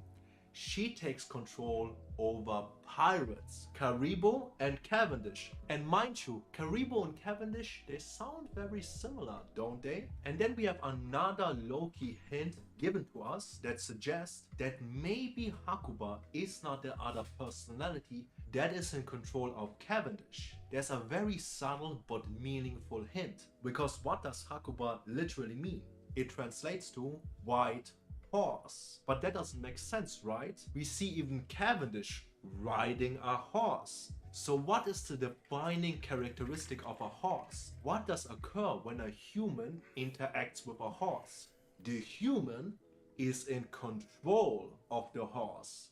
But the name of Hakuba means that Hakuba is the white horse. So if Hakuba is not the one in control, it begs the question, who is in control of Hakuba if it's not Cavendish? Vegapunk. Nah, I'm joking. That's a good point though. Like the white horse, like Hakuba being a white horse, like his name translate. And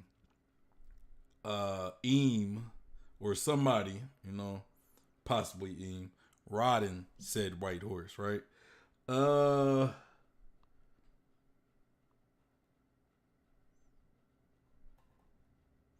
Angel's Room say, yeah, he's quite capable of changing his mind, like Kishimoto, who never planned on Naruto meeting his parents. Yeah, exactly. Best Jen said they want to fight probably like Garp, Luffy, or they want to fight like, or you mean like Luffy and Dragon? We'd love to see that Oda style. Let's continue.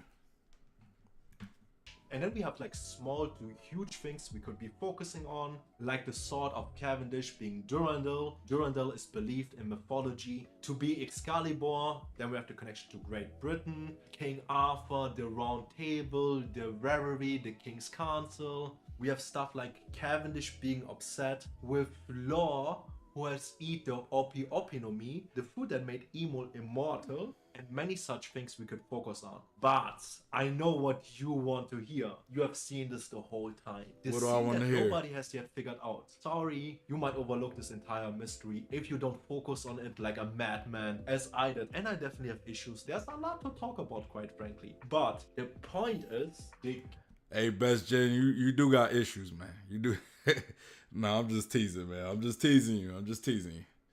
Cavendish theme, where we see that Cavendish has blue eyes and Hakuba has yellow eyes. But now that we understand this entire theory, this almost is self-explanatory, because it is suggested that Emo has this ability, can control others, and if somebody bends to the will of another, this is where we find the symbol. And it is present when Cavendish is trying to control Hakuba, Hakuba Cavendish. And now there's the question, why yellow? Why blue? What is the meaning of the eye colors? Because if you look at it, with yellow...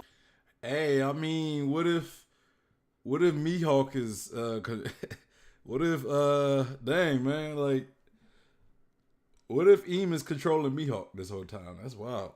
That'd be wild, man. That'd be kind of sad, man. That kind of hurt if my dog Mihawk getting controlled by Eam this whole time.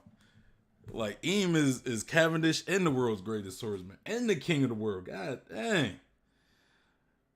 Man. That'd be wild if he was controlling Mihawk. Like maybe Mihawk is his fighting vessel. Or I can't remember what you call it. It's like a vessel. I'm gonna just say vessel. That'd be wild. Benjamin said, "Wow, heard it my whole life." Hey man, I got issues, man. I know. I got issues too, so I can't talk, bro. I can't talk. Let's continue. Yellow and blue. This doesn't make really sense. Yellow, blue. There's something missing here. Where do we know yellow and blue from? In our world, yellow and blue can be found in the primary colors. Blue, yellow, and red.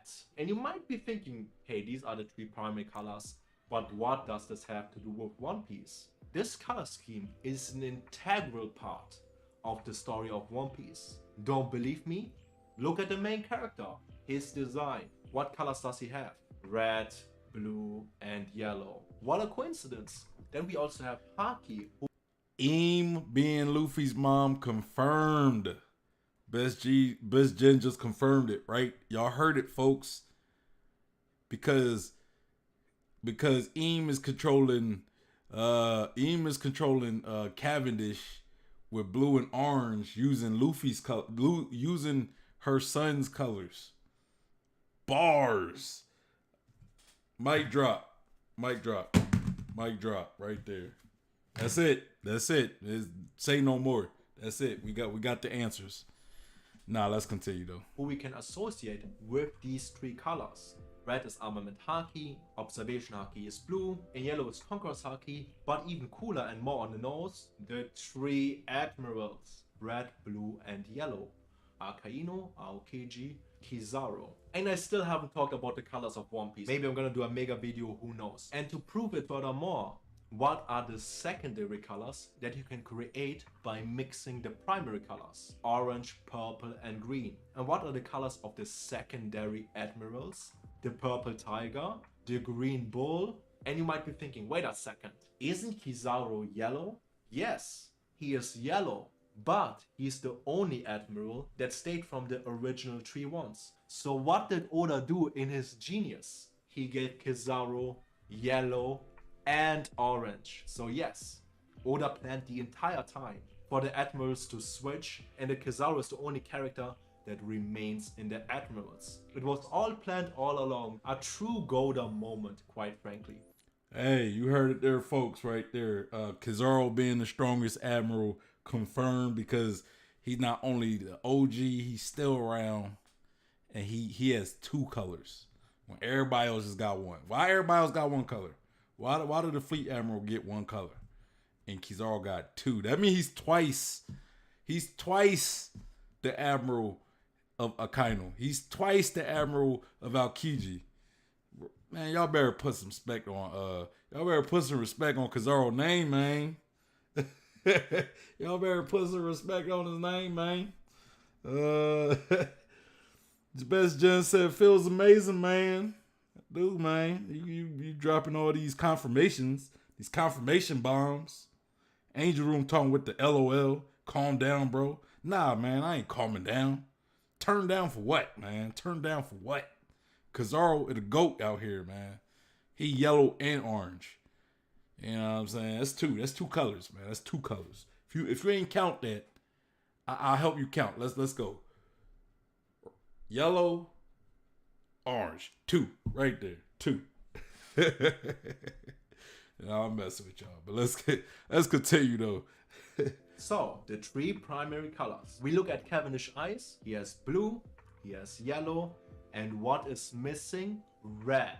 Imu's eyes. Yes, in this moment, Imu tries to control Hakuba, and Cavendish tries to control Hakuba as well. And then we get the completion of the 3 colors. Boom! Mind blown, hopefully. And if your freaking mind wasn't blown yet, what eye color do you get if you mix blue and yellow? You get green. And didn't I tell you before, it has a reason why Karibo has green eyes? The only other character I suggest and right now know of that I suspect that is being controlled by Imu. The very same eyes with the very same colors as Cavendish, if you mix the 2. And we could focus on stuff like a Christian connection with Karibo. He believes in God, and the God of the world is Imu, but I think you get the point. This idea of Imu controlling individuals, and in particular Cavendish and Karibo, would explain how the introduction of Imu happened. Best Gen talking about bars. Confirmed. 2-1. Bruh, come on now. 2 is greater than 1, man. It is, man. You know, Kizaru is twice the Admiral as all these other ones because he got twice the colors. You know what I'm saying? I'm just saying, bro. Best Gen with me. He with me. Angel, you better get on board with this, man. Adam, you too. Q, you as well. Y'all better get on board with it. You know what I mean? Y'all better get on board with it. Kizaru twice the Admiral, man. 2 and 1. You know what I'm saying? He two Admirals in 1. That's why he just be trolling people, man. I'm done with this. Let's go. At the reverie, because Karibo has seen the Straw Hats, Luffy Real math. knows about the secret of Poseidon. We did the Cavendish math, was boys. also there Facts. at Dressrosa and has noted Jesus Burgers twice and has witnessed how he tried to steal Luffy's devil fruit. So Cavendish has witnessed the danger of the Blackbeard pirates and what they know about the truth of the world. But furthermore than that, Cavendish was the character who told Law that Luffy and his alliance will be the center of the storm that is about to come, that will ripple through the entire world and that might even change fate forever. Cavendish is the character who has made this realization in Dressrosa. So chronologically, after Cavendish's and Karibo's appearance, only after these 2 characters have been met, only then Imu realized the threat and the things that are about to happen regarding the storm that will ultimately change the destiny of the age. I know it was crazy, but I am certain I didn't promise you too much. So if you enjoyed this hard take, don't forget to like the video, comment down below how you found this insane take, this insane conspiracy, and definitely subscribe for future content. And tell everybody, tell your friends, tell your mama, tell your papa, everybody who's into One Piece needs to see this video. I trust you guys, I trust you. This is like a message directly to you. You gotta help me out here. The whole world needs to know. This is crazy. Am I the only one who thinks that? Maybe, but if I'm not, we need to spread the word. I know who you are, Cavendish. I know who you are, Karibo. I see right through you. I see what's going on. You are controlled by the mastermind called Imu. Talk to you next time and have a very nice day. Yes, sir. Get it, boy, Best Gen a like. You know what I'm saying? The link to this video will be in the description below. So y'all make sure y'all go show him some love. You know what I mean? He in the chatting with us, so y'all gotta show him some love, man.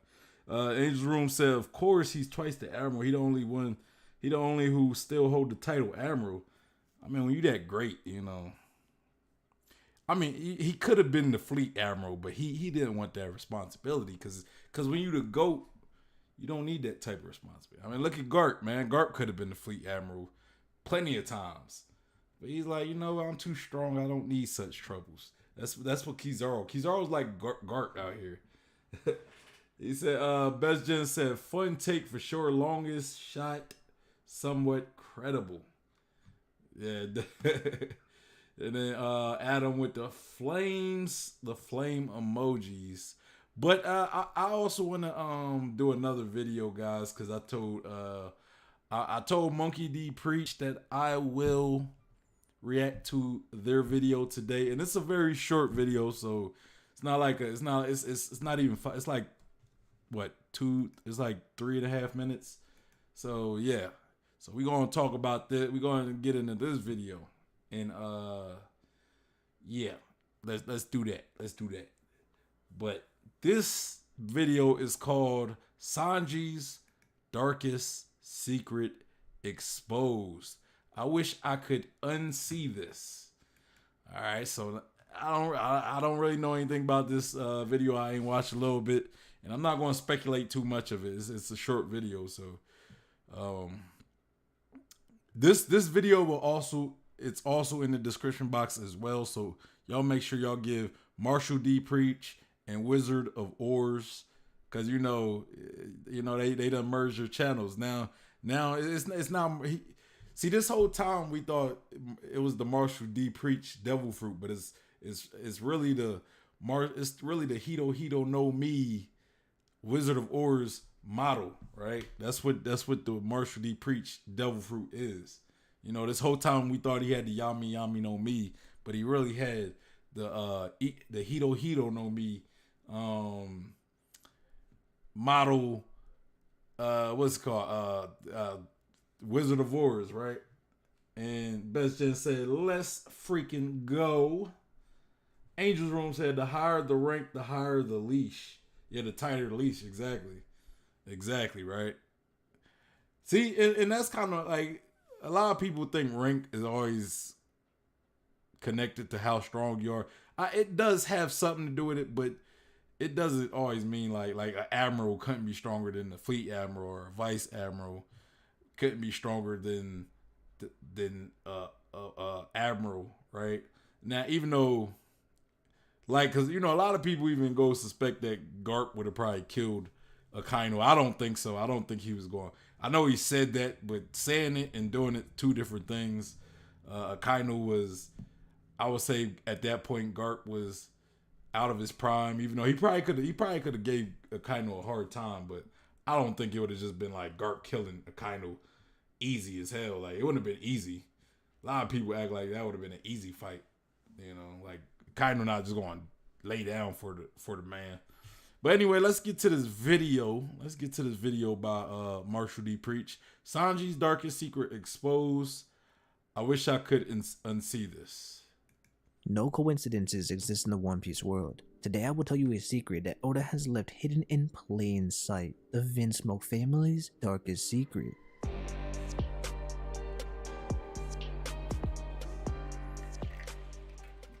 After Sanji left the Vinsmoke family, Judge fell into an endless rage. Who's going to wear the rage suit now? After coming to a frantic realization that he had driven the sun away from him, he did something that any mad scientist would do. If Sanji was considered a failure, there is still the darkest secret that Oda is hiding from us. There's a legend about a clone that is still somewhere out there, crying in loneliness and abandonment. His name is Mad Wanzi. What? We know that Judge has a cloning obsession, an entire facility. Hold on. I gotta rewind that back just because I don't even understand how we got to Mad Wanzi, So I gotta kind of rewind that just to kind of clarify how we got there. I'm sorry, though. Where did we get Mad Wanzi?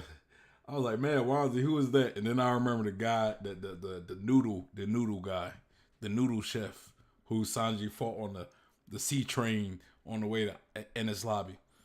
So let's go back. Who's going to wear the rage suit now? After coming to a frantic realization that he had driven the sun away from him, he did something that any mad scientist would do. If Sanji was considered a failure, there is still the darkest secret that Oda is hiding from us. There's a legend about a clone that is still somewhere out there, crying in loneliness and abandonment. His name is Mad Wanzi.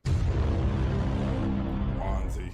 We know that Judge has a cloning obsession, an entire facility dedicated. Nah, he sent this to me last night, so about 12 hours ago.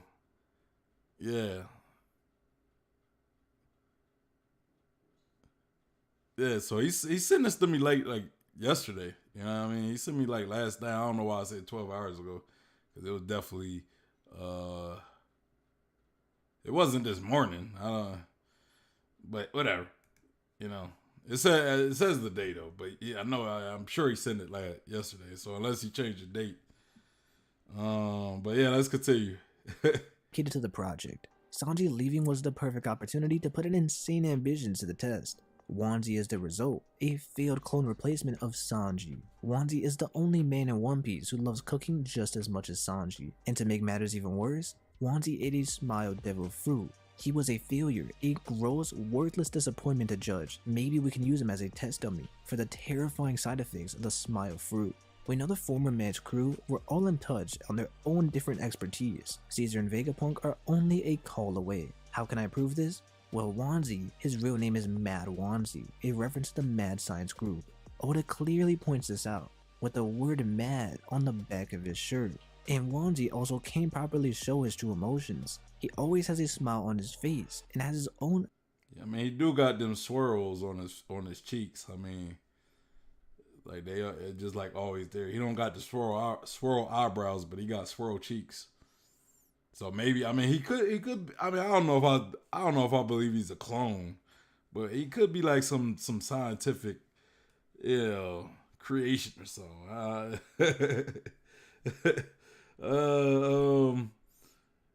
Angel's Room said, "What the f, Mad Wanzi?" Yeah, it caught me off guard too. Like I didn't look at this. I didn't look at this video at all, so it caught me off guard clearly. Best Jen said, "Let me guess, uploaded today." Yeah, it says on here 12 hours ago, so that says today, but he sent to me like last night, like yesterday, like after I reacted to his video yesterday. So I don't know why it says premiered 12 hours ago. So maybe he just sent me the link and I didn't have the access to the video. Maybe that's what it was. Cause I didn't watch the video. I didn't open the video when he sent it to me. So yeah, maybe it was just sitting in his like waiting to premiere things, I'm guessing. Best just said, "LL, he's making too much sense now. What a plot twist. Man, this is wild." Wanzi though. I forgot about Wanzi. Laughter smile, even when he's terrified or angry. His face doesn't change, the same trait that Sanji has. Sanji, who is known for keeping his cool, a calm, collected smoker, a James Bond-inspired Mr. Prince. This personality trait is a combination of Sanji's portrayal and the original artificial prototypes of the Smile Fruits. The nail in the coffin that proves this is that during their fight on the train, we see how entranced he becomes by spirals. Sanji's eyebrows leave him in a mind-controlled state. This is a side effect of him being a clone of Sanji. Every time he looks in the mirror, he sees these spirals on his face, mocking him, laughing at him, showing that he is a failure without a soul.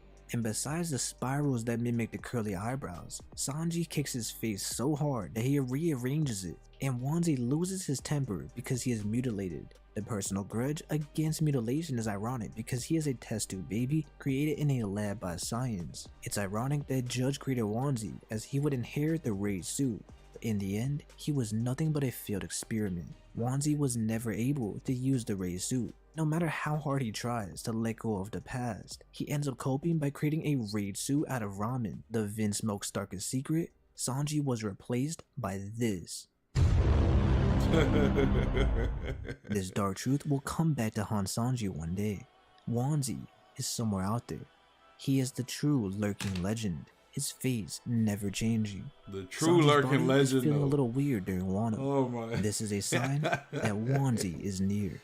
He will have his revenge. Right, A man April of Fools, justice right? who will put an end to the kinky cook. Watch out, Sanji. Justice will be served. Bruh.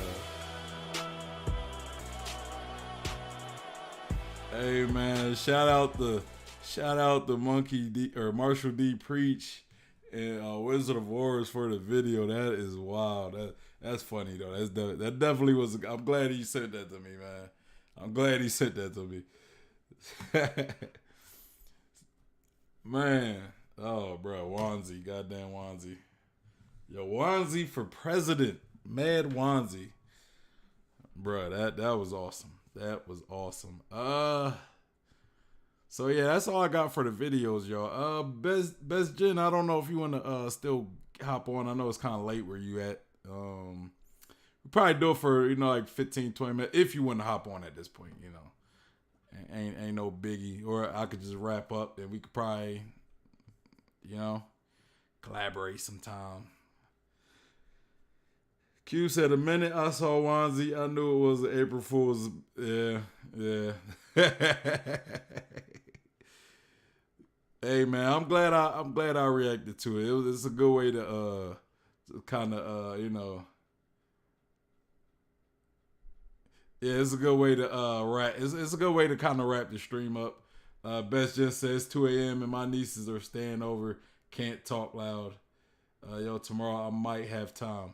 I don't know if I'll be able to do tomorrow. I'm probably gonna be out running some errands tomorrow, but if I can, I'll definitely reach out to you and we could do something. I don't know for sure. I don't want to promise you anything. Or if you can maybe stream, the chapter stream on Sunday when I talk about the next chapter. I'll react to it. Maybe I'll leave the line open for people to join up, right? So we could kind of chat about the chapter. Adam said, first April Fool's joke that got me today. Yeah, it was wild. I'm like, Wanzi, what the... Oh, man, I honestly forgot it was April Fool's, honestly, because I forgot it was April. Or I forgot we just started April, right? Best just said, all right, sounds good. Yeah, we could do it Sunday. Plus my Sunday streams are usually an hour earlier than my other streams, so yeah. It won't be too late. Yeah, so anyway, that was a good stream, man. Good stream, good videos. I really enjoyed the Marshall D Preach April Fool's Sanji Dark Secret Wanzi.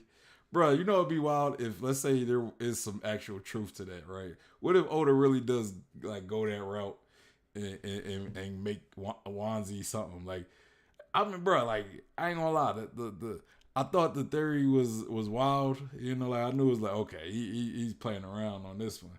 But he pointed out some stuff that was still true though, right? Like, why did Wanzi have the mad on, the mad on the back of his shirt, Maybe he was connected with the mad science. Even though they were mads, and I think Wanzi just it just said mad, so I don't, yeah. It was funny though. And shout out to Best Jen. It was definitely a good video. Like, I do remember talking about the whole idea of Cavendish being controlled by Eam. I can't remember who actually brought that up to me. It seemed like it was a couple weeks ago or a month, or like a couple weeks ago somebody brought it up. But it's interesting. Like, it could definitely be something to that. Like Cavendish being controlled. And what does that say about, like, Imu, right? What does that say about Imu and his ability? His ability to subjugate people. Is that even a devil fruit? Like, maybe if this is the case, maybe Eam has like a subjugation type devil fruit where its ability is pretty much to take control of people, right? I don't know, like, or maybe it's like maybe that's not the name of it, right? But maybe it's one of the abilities, making it like one of the strongest abilities, right? Like, or it kind of go back to talking about like the sea god, right? We was talking about a sea god. Like, how OP could a sea god be, right? The god of sea, which is like, you're cursed by the sea, and if you're the sea god, could that mean that maybe Imu could like control devil fruit users? That'd be wild. Now I don't know if that's gonna be the case, But yeah, I'm just kind of spitballing, just playing around, right? You know.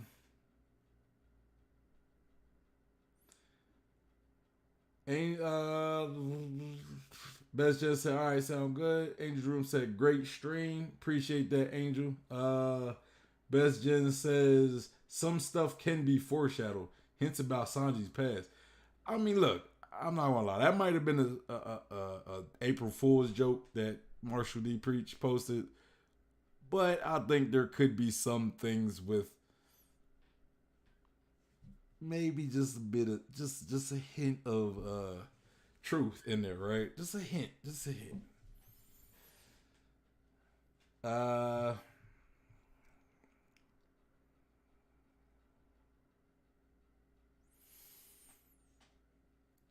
Best Jen said hints about Sanji's past, and the Angel Room said Best Jen hope you can tie the Sea Devil to Im somehow.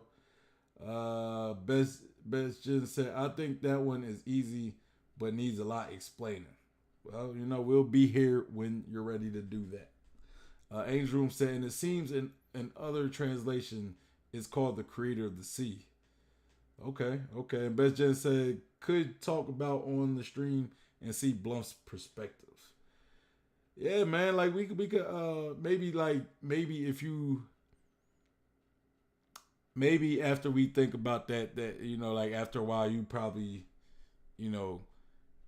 bring it together, bring your thoughts together. We could definitely do a stream about that, or I could react to it. Like if you just do a video, I could react to the video about it. That's fine as well. Best just said not today, of course, but for next time. Yeah. Maybe next Saturday or something. Maybe next Saturday we can do another like just a duo stream. Either next Saturday or Friday, one of them two. We could do like a duo stream, kind of like we did last time. Maybe I could. Maybe I'll see if anybody else want to join or whatever. I don't know. It's whatever. But anyway, y'all, that was a great stream. Make sure y'all go like both of the videos we reacted to today. Make sure you like the stream as well. Make sure you hit that like button. Definitely helps. Also subscribe and hit that bell for notifications. Kind of had to burp, but they didn't want to come out. Oh yeah, follow me on Instagram, on Twitter, and on Facebook. And if you're looking for a One Piece community, we have the Discord and the One Piece Facebook group. All of these will be in the description box below, as well as both of the videos we watched today. And hey y'all, I kind of want to start making some changes in the Discord and maybe give some privileges to some folk. Like some admin mod privileges, because I'm not always in my Discord, guys. I'm sorry, because I manage the Discord, I manage the Facebook group, as well as I put the streams together, as well as I try to live somewhat of a life. You know what I'm saying? So yeah, I might give some guys, I might holler at some of y'all. I might have to holler at some of y'all off the stream though. So yeah, that's it. Anyway, y'all, it's your boy Sean P, the Blunt God, and I am gone. Y'all have a good Friday. Y'all have a good Saturday, and I will see y'all Sunday for chapter 1045. And there's that. Y'all have a good evening. Peace. Oh yeah, and real quick, Cube said great stream, and Best Jen said cool stream. Bye everybody. Yeah, later. Peace.